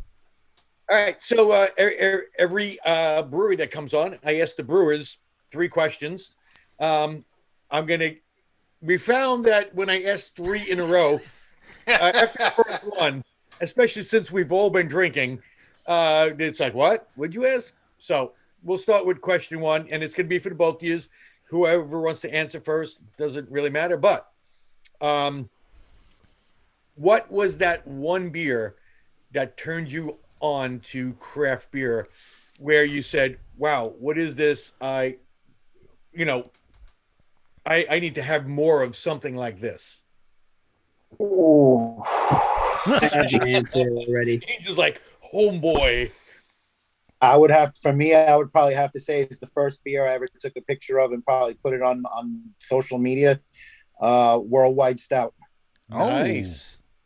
Stout That's gonna make mine laughable, but again, this is many years ago, and I remember where I was, who gave me it from the bar. To be honest, it was a Goose Island IPA, and that was before everybody was going batshit crazy over IPAs. To be honest, and I remember being like, a friend of mine brought it to me. I think we were at Croxley's in Farmingdale, and I was like, what the? I just told him, surprise me. Just get me whatever he thinks I might like. And he brings me a Goose Island IPA. And, in the big picture, yeah, people could say what they want now, whatever. But I still think it's still crushable. But he brings me over. I'm like, what the hell is this? This is good stuff. Yeah. And then sure enough, he's like, oh, it's Goose Island IPA. I'm like, oh, wow. And it was only like $1 more than like the other stuff on tap. Yeah, whatever. Maybe this will be my thing. Maybe IPA will be my thing, Yeah. Okay. Fast forward like 6 months and everybody was going insane over IPAs. Everybody's thing. Goose Island, through the roof. So that was mine. And it was pretty hilarious just thinking back, because the second you asked that question, I was like, I know who I was with and where I was. And one of the things question- wait, before you say that, one of the things that got me into more of the Pils world or even the blonde world was the Goose Island 319, 316? 312. 312? I don't know. It was one of those last The numbers. wheat, isn't it? There. Is it a wheat? Yeah, it's Yeah. something like that. And I I went, think so, this yeah. is not an IPA, and this is delicious. So, yeah, I mean, Goose Island has its moment in my life as well. Sophie was delicious, too. Sophie. I love Sophie. That's my We jam. talk about Sophie and Matilda. Yeah, and I still seek it out. They started having it at City Field on tap, and I go to that one cart that's in the whole place, and I get my Sophie fix every single time. I didn't even know that they had that at City. Oh, yeah. There's like one or two Just taps in the so whole long place. ago. And It's so it's long ago. Yeah. they had it in bottle. Well, they had it in cans upstairs in that back area. Yeah, like behind right home center plate. field, right? No, behind home plate. I'm Up, thinking yeah. about the one behind the bleachers Yeah, that I up. tell everybody about. Okay. Oh, Big Apple Brews. Yeah, they have Yes. the regular it was IPA like a there. wall of like fridges with just like Yes. craft stuff that Yes. you'd have to walk all the way around. I would walk Yep. all the way around from third base. I was like, I'm going to get a beer. They're like, where the hell you been after a half hour? I'm like, I'm gonna get a beer. Well, I Yeah. played wiffle ball with Mr. Met. I Yeah. threw at the Yeah. dunk tank. And then, of course, I got my Big Wave, which is what I seek out when I go over there. My Big Yeah. Wave deliciousness. Kona, Yeah, yes, Kona. thank you. So go ahead, Steve. Second question. What is your favorite style? Mine is, believe it or not, Oh, October. it's the same. Yeah. Yes. Mm. And me and Angel, I didn't even realize that was Angel's favorite until he said it. And I don't know why. I know that you love your IPAs, Angel. I knew stouts were a little bit lower in the priority for you. I didn't know when a customer, like multiple customers ask us that stuff. And like when he said Oktoberfest, I was like, yeah, Marzens are like, years ago, I used to really not have a taste for Marzens. And it's just one of those things that changed over time. And when we were able to make our own Oktoberfest, to kind of balance out pumpkin season. Oh, yeah. Yeah. It was Facts. we were really happy with the result. And that oddly enough, it's both of our favorite styles. And Cool. I never would have thought that a few years ago that Marzens would be my favorite. But yeah, they're definitely, I wish I could find them all year round. Well, oddly Amen. enough, why. I have a beer here Yeah. that is highly Is it the oxidized. third time tonight where Yeah. Well, I'm going to try to spawn some more social media clatter or chammer or whatever you want to call it. And this was our brewed Oktoberfest called Worttoberfest. Made I stand by that name. it was an awesome name, and it's hard to see the color, but you can kind of see that the checkerboard we artwork. turned into black and green, and then we have the font, and we have our logo on there. This was supposed to be our baby. This was supposed to be deliciousness, and it was Oh, not. it was. And was like a baby and like that was- children all over the world, it disappointed us. It was our baby. Yes, It was a baby that was stillborn. Yes. And and it was awfulness. We had to That throw was the. way worse than I went. I Good for was you. going to say throw the baby out with the bathwater, right? yeah. That's the thing. The other one, guys, Baby in the corner. that was not good. It was And this was just as bad. our wheat beer, which looked exactly the same. This is a Yeah, wheat. oddly enough, the same color. This is 3 is a Because, magic number, you know. and that was the other beer we brewed. Oh, you guys So keep to show making you how crappy beer. to show you how We oxidized, gotta do a bracket. Exactly. show We'll you do how it. oxidized that beer was. I do It was not a want to wheat beer, open it to and it show. was that color. Yeah. Yeah, about there. So, like I said, we were, and we can't. I can't compare what we went through based upon what you guys went through with the 40 keg disperse. But for what we went through, it was just. Now, was it just oxidation on, It on was October? so oxidized. Yeah. And that was the thing. We did an Oktoberfest. We did a wheat beer. They both looked that color. Now, if The we did a Oktoberfest Scotch ale, could get away with some color. right, The Horrendous. wheat, I would have been like, yeah. horrendous. and cloudy too. It was puddle water. It was basically someone everything stepped in a puddle and then You put it should in my look glass. at that. Did The word you- prevents yeah, puddle October. water. Yeah, exactly. The Worktoberfest puddle water, Yeah. but it flew off all our right. desk. Third question Hmm. and final question. What beer is your go-to beer now other than a beer that you brew? So if you go out somewhere and you happen to see something and you're like, yes, that's the beer I want. That's the you kind of search it out sometimes, or you might even have it at home. Does Don Q qualify? Sorry, that doesn't. I like your choice, but that's Angel, I'm digging this lately. I don't know if you've seen this. This is actually really good tequila that I've been drinking for the pandemic times. And I was always a Don Julio fan. I was a bartender for 20 years, so I always used to make myself a little cocktail with a little Don Julio because it was there. Now that I have to pay for it myself, I've been seeking out like a decent tequila. And that one is really, like Casamigos is good, but it's expensive and it's not as, there's other things that are out there that have a good price point plus a good flavor. And that one's really been kind of tickling my fancy. But no, your answer is no, Don Julio does not count. Yeah, or Don Q, or any of the Don. or any of the tequilas. Yeah, any of the Dons. Yeah. Is there beer aged in tequila barrels that you want to mention? Ooh, I'm still thinking. Beer. It's a tough one. We hit you with a quandary here. Yeah, that was a nice slap down to reality. Yeah, because it's like I'm trying to think of if I walked into the supermarket, what would I grab first? There If you I saw it? go. There you go. Or if you went into the Home D and you'd be like, oh, I know what I'm looking for. And honestly, I'm one of those people that can drink a Bourbon County all year round, but I'm not gonna say that one. I'd probably go a Hacker Shore. Hacker Shore all right. Oktoberfest. Going right to the Oktoberfest.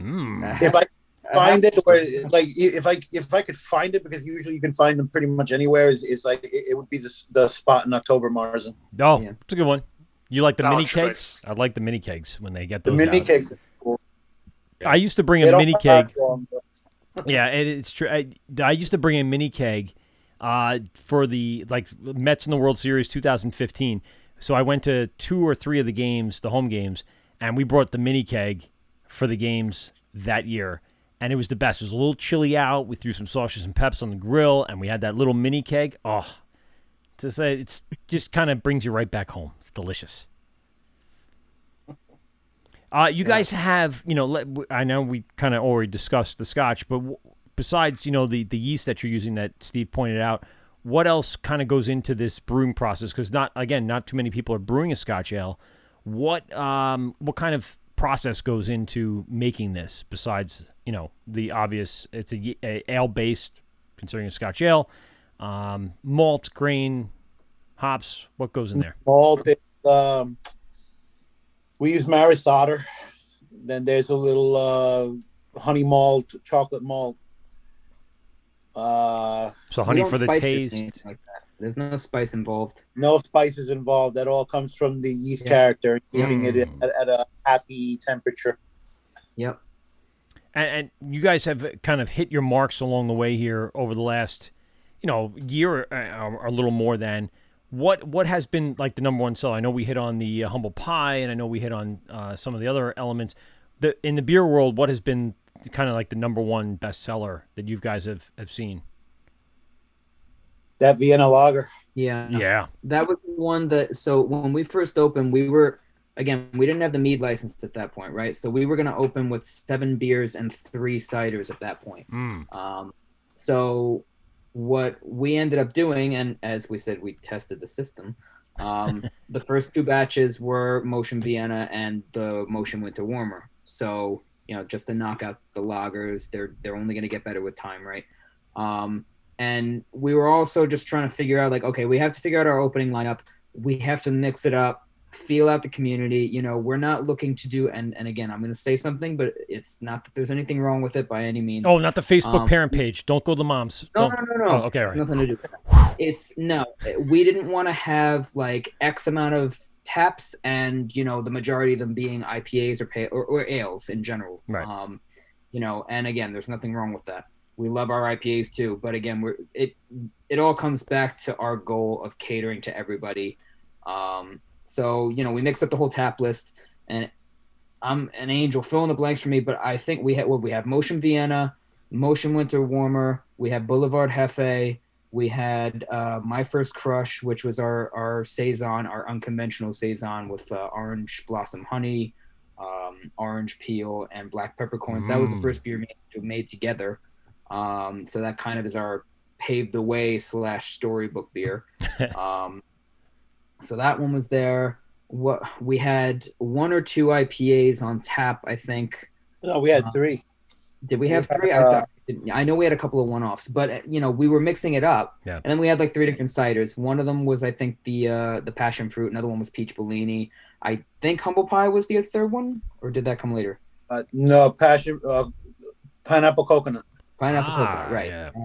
So basically, people were asking us like, "Oh wow, like what's going?" We didn't know what to expect. We assumed that the IPAs would go the quickest.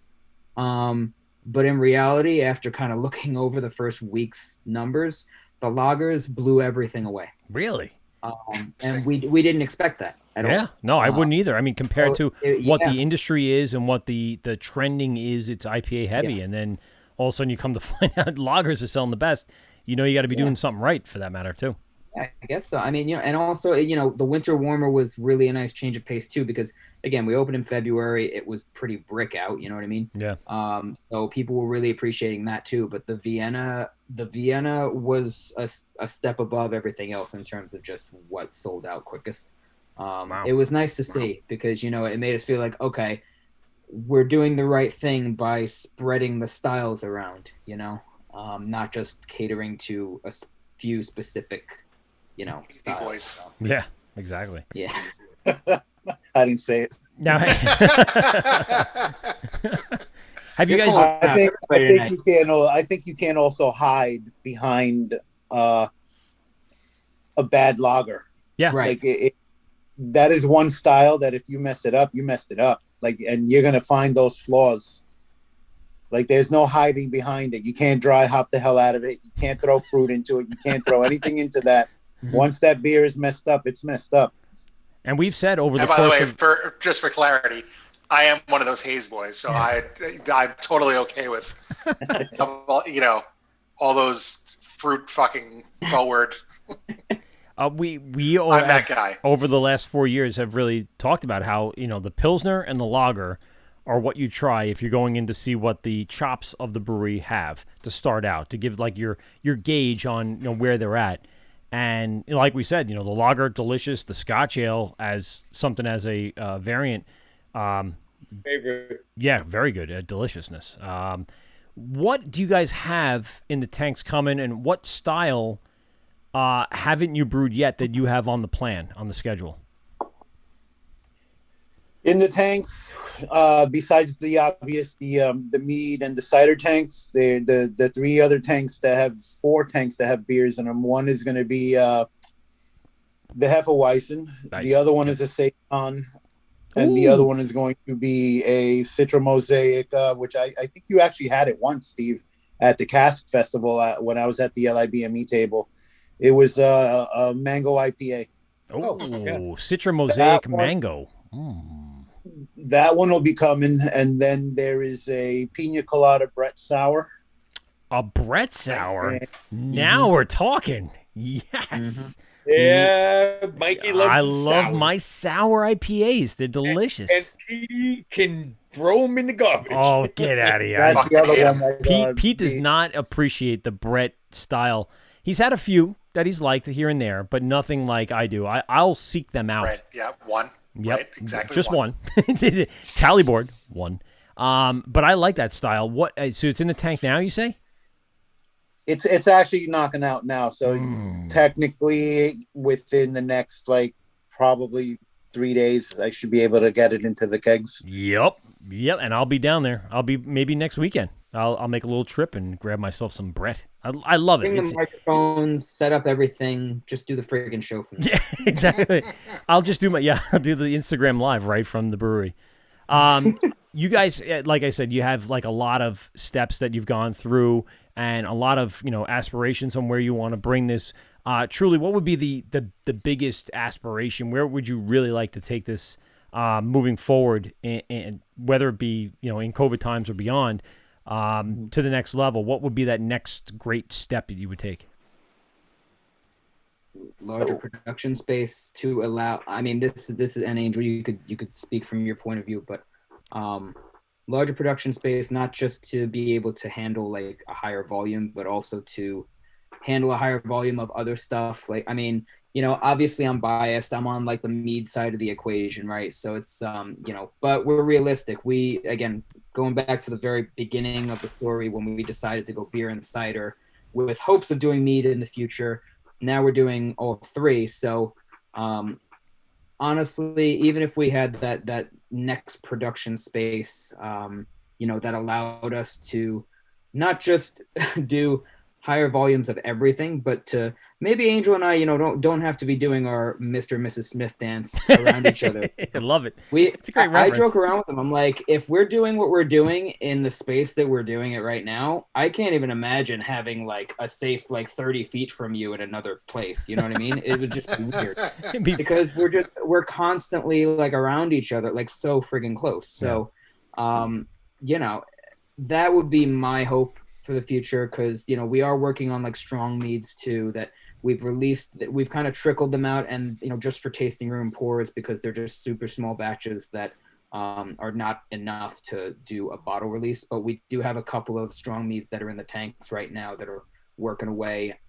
One of them is a cherry, another one's a black currant. So people have been asking for those too, and the reception's been awesome. So it's nice to see that people aren't just going after, even folks that come in that are like specifically beer drinkers, you know. Well, we were with those people. You let us have a couple of tastes of the two meads you have on tap. And the one that I actually bragged to my wife about, she's not a red wine drinker, but that noir was something special to me. I usually used to like mead being very sweet, and it's a little too much for me to go full. But that noir was very dry. What went into that? Are you aging that in noir barrels? What are you doing with it? It's interesting that you said it's not as sweet and that it's dry, because that batch was actually uber sweet, like quite some time ago, and that's when we decided to age it on French oak, because we wanted to dry it out, try and balance out the sweetness with the tannins and everything else. So it ended up spirals, staves, or no? Honestly, I mean, again, it was small batch, so I was playing around with just the little cubes. You know, I didn't do the staves. Yeah, the cubes. I don't play around with the chips.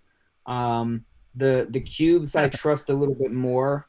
You know what I mean? Because it's like you just know. I don't know. That's how I started with mead making. Yeah, exactly. The chips might work a little faster than you want them to. You know what I mean? It's so. But yeah, that one, it's interesting because the two that we have, it's the Pinot Noir one that you mentioned, and then we have Crimson, which is a blackberry, raspberry, blueberry one that I thought was going to be gone weeks before the noir went, and actually we're down to like I think 1.5 bottles of each. Wow. So it's like they're like neck and neck. So it's interesting to see that, and a lot of people, you know, like yourselves, that, you know, beer specific a lot of the time. Yeah. We do a lot of flights, and it's funny to get the occasional customer saying like, is it annoying if we, like, you know, order flights? We know you probably hate doing flights. Like, dude, if we hated doing flights, we wouldn't offer flights. It's like, you know, you know, we want you to try everything. That's the whole goal. So it's nice to see people actually, like, you know, gravitating to a few different things. And honestly, we didn't even touch on it, but like our ciders, that was the other thing in the very beginning. From the beginning to now, the ciders are like 8.2% basically. Yeah, I mean, I look at the board at the cider board. I went, wow, this really lineup after lineup is high alcohol percentage. People usually associate ciders with like 5%. You know, they're Angry Orchard people, so they don't really get that. When you're doing craft cider, you can, you know, raise that bar tremendously and make it just as potent as an IPA or as potent as a good mead at, you know, 10 to 12%. So it's amazing kind of how when I looked through that board, I went, wow, I should try some ciders too, because it's equally going to. And Angel will say this too. Like, we have a running joke about those ciders because people came in that first 1 or 2 weeks that we were open, like, you know, way in the beginning, and they'd be like, like, you know, what's up? You got a question? No, we just noticed that your ciders are stronger than all the beers on tap right now. And we were like, yeah, they could be fun too. Yeah. And the running joke is that, you know, The ciders actually used to be stronger. When we first opened, they were Really? stronger. They were 9.3. Yeah, Wow. but that's because we miscalculated on the sugar addiction. That's Not right. that anybody Tell the cared. truth. Not that anybody cared. Yeah, the apples have Nobody sweetness cared in them. the slightest. And We then didn't- it started to We cause a didn't lot of sift it. profanity. We didn't sift the sugar properly. No. Yeah. But that's fantastic. But I mean, I that- would love a cider at 9.3. I mean, that's something that you don't hear about too often. And I don't know why, because I'm sure the gluten-free people would love a good cider that would Could knock the socks off. yeah, would knock your socks off. They're so used to the 5 to 6%. People don't like gluten, want to get shit faced too. Right, Yeah. exactly. Everyone's equal. Why not? Yeah. I it was felt- very interesting shaping the cider side of things too, because people now people don't even ask questions. They come in, they don't even ask how strong the ciders are. They just know that we don't really mess around with Yeah. them. They're always like up there in that 8 range or higher. So it's fun to see people actually having a good time with those. As long as they maintain good behavior after one or two. Good point. That's the two ongoing jokes with the ciders is that they cause profanity and that we're known for our industrial strength ciders. Yeah. Industrial strength cider. That I like that. You should name one of them that. Yeah, just industrial strength. And then the other cider that's on tap should be parental advisory. Yeah, we had one of our regulars. He came in and he tried some of the strong meads, and he has dubbed all of the strong meads the quote unquote COVID inhibitor. So, All right. listen. Here's a third cider If name. I have the cure, then I'm clearly in the wrong industry. So, Captain Awesome on Instagram saying what's up. POTUS Driftwood is also saying what's up. People are checking in all the time. Photo. Yeah, or everyone's checking in. Yeah. And he's a big Scotch ale guy too. He was very happy last year, and I hand delivered him one. Chris, We got more. Says all the time. Yeah, Chris is very big on a good Scotch ale, and he says the same thing. Not enough breweries on the island do them, and when they do them, they're not that good. Mm-hmm. So he got lucky. He's got a Scotch ale and a good one. Yeah. So. awesome. And what we were talking about at the table while we were there on Friday night is that the Scotch ale kind of reminds me of, for people that at home also drink Belgians, it kind of gives me that Belgian double or Belgian triple feel, especially with the alcohol percentage. It doesn't feel, you don't feel the heat at 10%, and you get more of the sweetness, which is great. Right.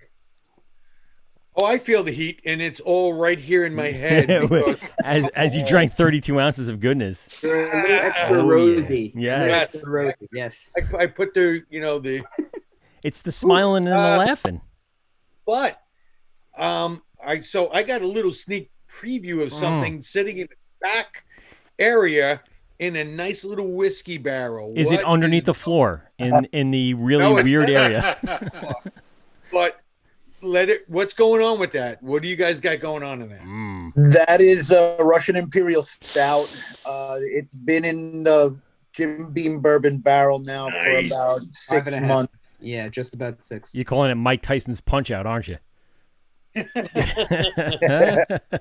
We're gonna call it "Get in My Belly." Oh, get in my belly. No, I don't know. We honestly, and it's funny we didn't even mention that because it's been just sitting there taking up real estate for so long. We forgot it's even there.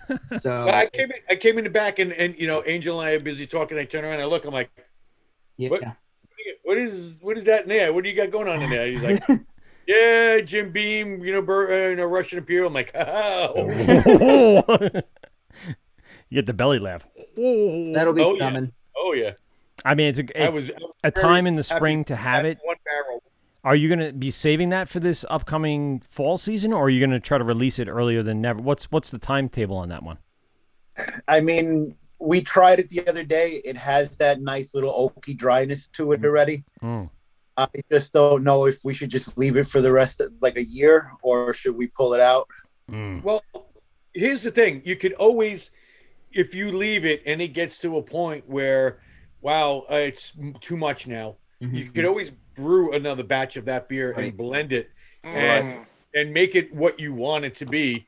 The barrel is going to invoke and bring in all these different flavors. And sometimes it goes a little too far. and it's a fine line too. You're like, oh, that's delicious. Let's maybe get a little bit more, and then the next time you taste, you're like, Right. ah, fuck me. Yeah. You know? But at that point, you now have the option. Now you brew another batch, and you blend it, and now you have this really wonderful type of beer that and you have more of it. this Right. aging Quantities of aging beauty, and you just invoke a little newness to it, and then it becomes. Or you know what we could do too? Mm. We could just keep taste testing it until it's gone. Steve, And every time that tasting happens, it's a Wort show. Yes. And we're there. I like where this is headed. Steve, I- how many Down on the times? keyboard. Yeah, how many times can we reuse that barrel that's being used right now? And that's a great question because I've never actually used a barrel that huge. I would imagine that you can probably get 2 or 3 depending on what you're looking for. Okay. Depending how long Exactly. it's in it too. Yeah, it's all about the taste, I usually guess. Usually after the first time, you're taking a great amount of flavor out of it. Mhm. But that oak flavor is always going to be there. So the next time, maybe use something else different in it. And now you're imparting the flavor from that last beer along with the barrel into this new beer. Mm. So, and then eventually you get to the point where there's not a lot left to it. And then you make it a funky barrel and you add some wild yeast. And now that barrel is inoculated with that. And it will, every beer that goes in will get inoculated with some wild yeast. And a lot of places do that. Yeah. Right. Keep the rotation. That barrel actually from Allagash when they were getting rid of them. I guess I don't know if they had too many on hand, but actually LIBME threw up a post saying anybody who wants bourbon barrels, they got some at Allagash. So I ended up calling them and I said, you got any bourbon barrels left? They were like, we have 1. I was like, Jesus Christ. I was like, put my name in it. I'm on my way up. I'll be up there in 8 hours. Turned around, looked at my wife and said, do you want to go away for like a weekend? Maine is beautiful this time of Right. year. They have great lobster. You want Yes, to get we lobster have some dinner lobster fresh rolls. off the coast, Yeah. hon. Oh, hey, hon, you want to go get some really good lobster rolls? You just gotta pick one thing up on the way. Just and by the one, way- one little thing. Get a barrel. Oh, yeah, Please yeah, don't pack much. I need that trunk face for something special. yeah. Yeah. Pack light, Yeah, dear. We're pack going away for a light. weekend. Have you ever seen the tides come up 14 feet? Well, Maine's got that perfectly done. Fantastic. I mean, that's great. We had a bunch of people checking in while we were in this last thing. Like I said, POTUS Stripper was in there. Dual Ospreys saying hello. Village Craft Beer Smoke joined. I don't know who they are, but they got some smoke and beer apparently. And so, for the most part, you guys have really set up and created this community in Massapequa Park. You're part of it now. What would be the ultimate goal here, I guess, in Massapequa Park? But in addition to that, of course, like you said, you're going to be creating, or hopefully in the future, creating some sort of off-site distribution center or more production area. How can you, again, bring in more customers, bring in more people, bring in more revenue, obviously, and of course, contribute more to the community? Well, in the immediate future, that's a question mark, right? Because we're all still limited. But Angel, you started talking, so I'll let you go. Oh, no, I was just absorbing that question. Yeah, it's a lot. Yeah. Sorry. Yeah, I've there's had a lot of there's Scotch of- ale. Well, I'll tell you right now, if one more woman comes out of the woodwork for Governor Cuomo, you guys are open 100%. That's Like all I know. 300%. You can. Yeah. All the limits are off. Pack the places One out. more. All we need is one more, and he's going to be like, everybody open up. You're good. No. Yeah. Like the occupancy goes up, the age requirement for COVID vaccination goes down. As long as we 15. don't end up like Miami, Yeah, exactly. Oh, Oh, who needs that? I don't need that. that's trouble. Did That's he? trouble. Did the governor really shut that Miami down, or the not the governor? 8 The o'clock mayor? curfews. Oh, Yeah, boy. try. They were Yeah. using pepper bowls and all Are sorts they? of Oh my Jesus. Yeah. God. No thanks. I'll stick to what I know up here in New York. It's spring break. They said there were TSA said there were 1.3 million people were checked in to go to frickin' Florida. Mm. 1.3 million. Because the weather's nice and you know, Everything's they have open. no restrictions And, there right and now. everyone needs to blow off some steam, and I think that's really what's going to happen here when things do get lifted and things do get better. More vaccines roll out, and more people and more restrictions are lifted. Again, do you have a plan to kind of deal with this? Because come this summer when the numbers are super low and people have dealt with this for a year, what you're going to see? You're going to see people kind of packing the streets, coming to bars at night. What's the plan here for the I guess it's inevitable future that happens. It's a close future. Yeah, and it's coming up. Yeah, from my I think Kris perspective, and I are going to have to go to lunch at Good Life or something, and then exactly. put all the paperwork down and actually start thinking about this, and actually put the pen to paper and start making the next probably 6 to 8 months future plans. Yeah. Here's an idea: pepper balls, except with Lysol. Yeah. Everyone's Lysol's sanitized. back on the shelves now, by the way, just so you're aware. Yeah, it is. You can But get it yeah, anywhere. I mean, honestly, from my perspective, just because I always go back to one particular thought, right? It's we haven't had a full normal year of business, right? We had 1 month of normal, and who knows how close we're going to get back to that normal. Right. You know, anytime soon, hopefully as soon as possible. You know, we're going to, like Angel said, we're going to have to discuss some things, but at the end of the day, you know, we had two options in the beginning of this whole thing. One, shut the whole place down, go on unemployment, and pay our expenses with the unemployment, hoping that we're breaking even. John Two Taffer is style. what we really did. John Taffer. Shut the whole place down. Shut the whole place down. What we really did, which is try to grow a brand and grow a business in the midst of like one of the worst economic, and health crises in the world. So, we went that route, and I mean, it's definitely paid off for us in terms of just the village is amazing to us. Like the residents couldn't be more supportive, really. Oh. And I tell people all the time like that we appreciate every pair of feet that walks in that door. From the time we were doing just All to right, go. what if they're in a wheelchair? Yeah. True. And you are wheelchair accessible for anyone I'm watching. done with you now because you just. Listen, we want touche. So ableist, Kris. That's what I mean. What an I'm asshole. fucking with you. You know that. Now I'm gonna go in. Somebody's gonna come in tomorrow and be like, Yeah, "Hey, tomorrow. asshole. Tomorrow. You son of a bitch.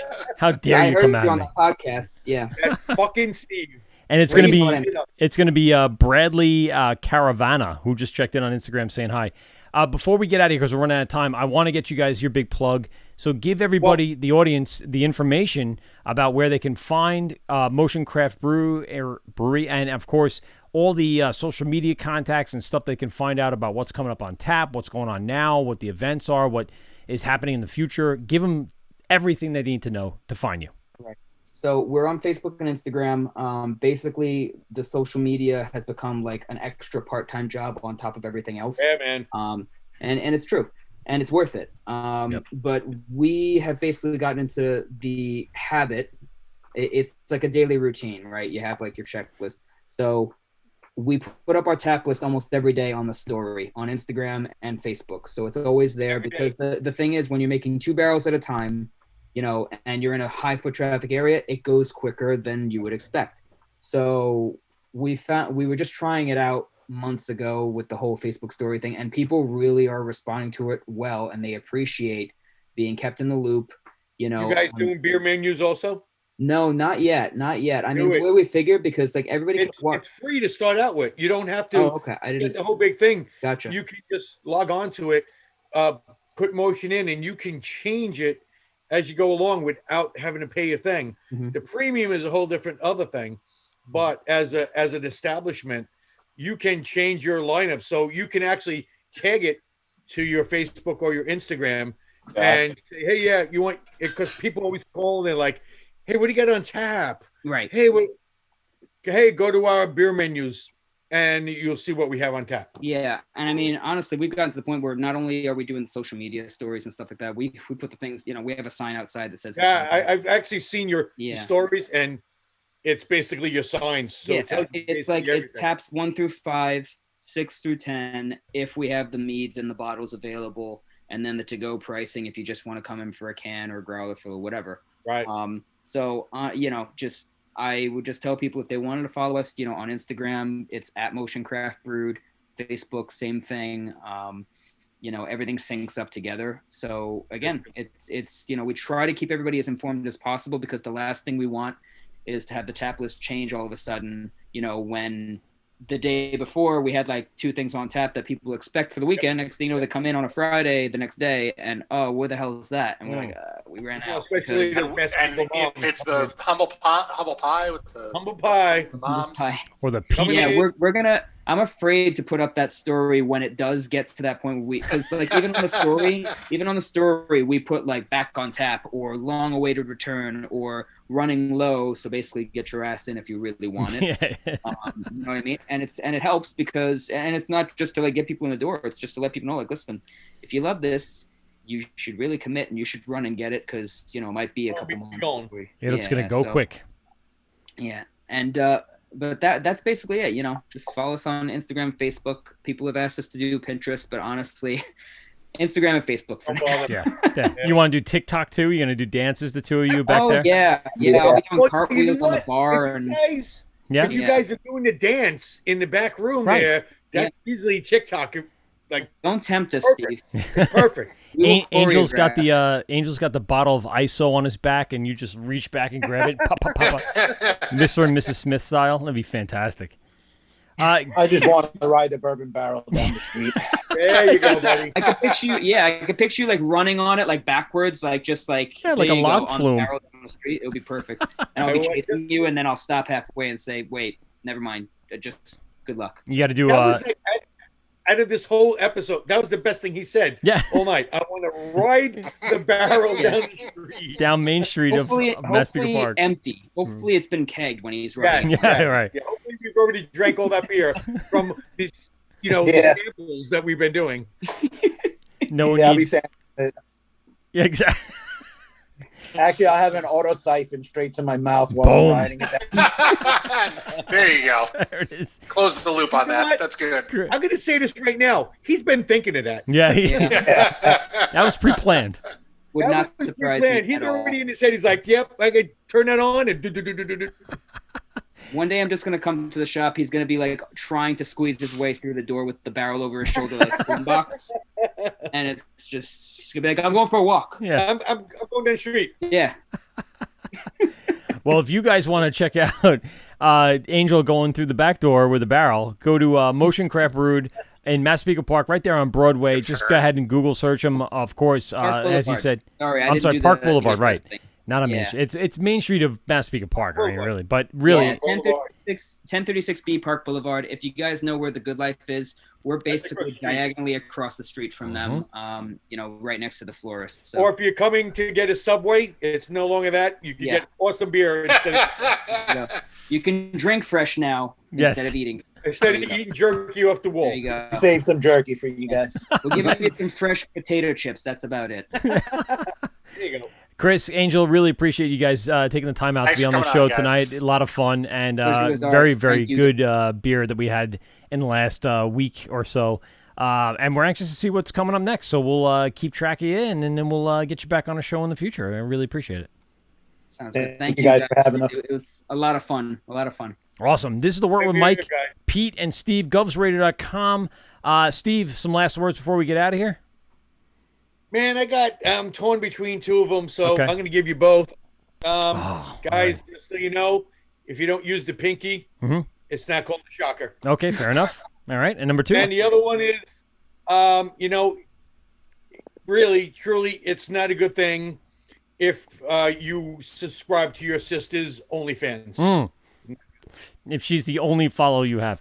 I apologize, gentlemen, if your parents are still watching, but this is the Wort with Mike and Pete and Steve, govsradio.com. Pete, what do we got?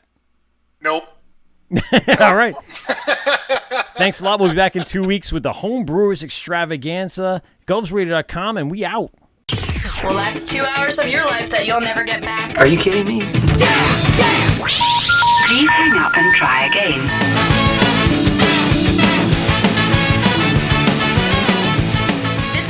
Wort on Govs Radio. I hope you're drunk enough.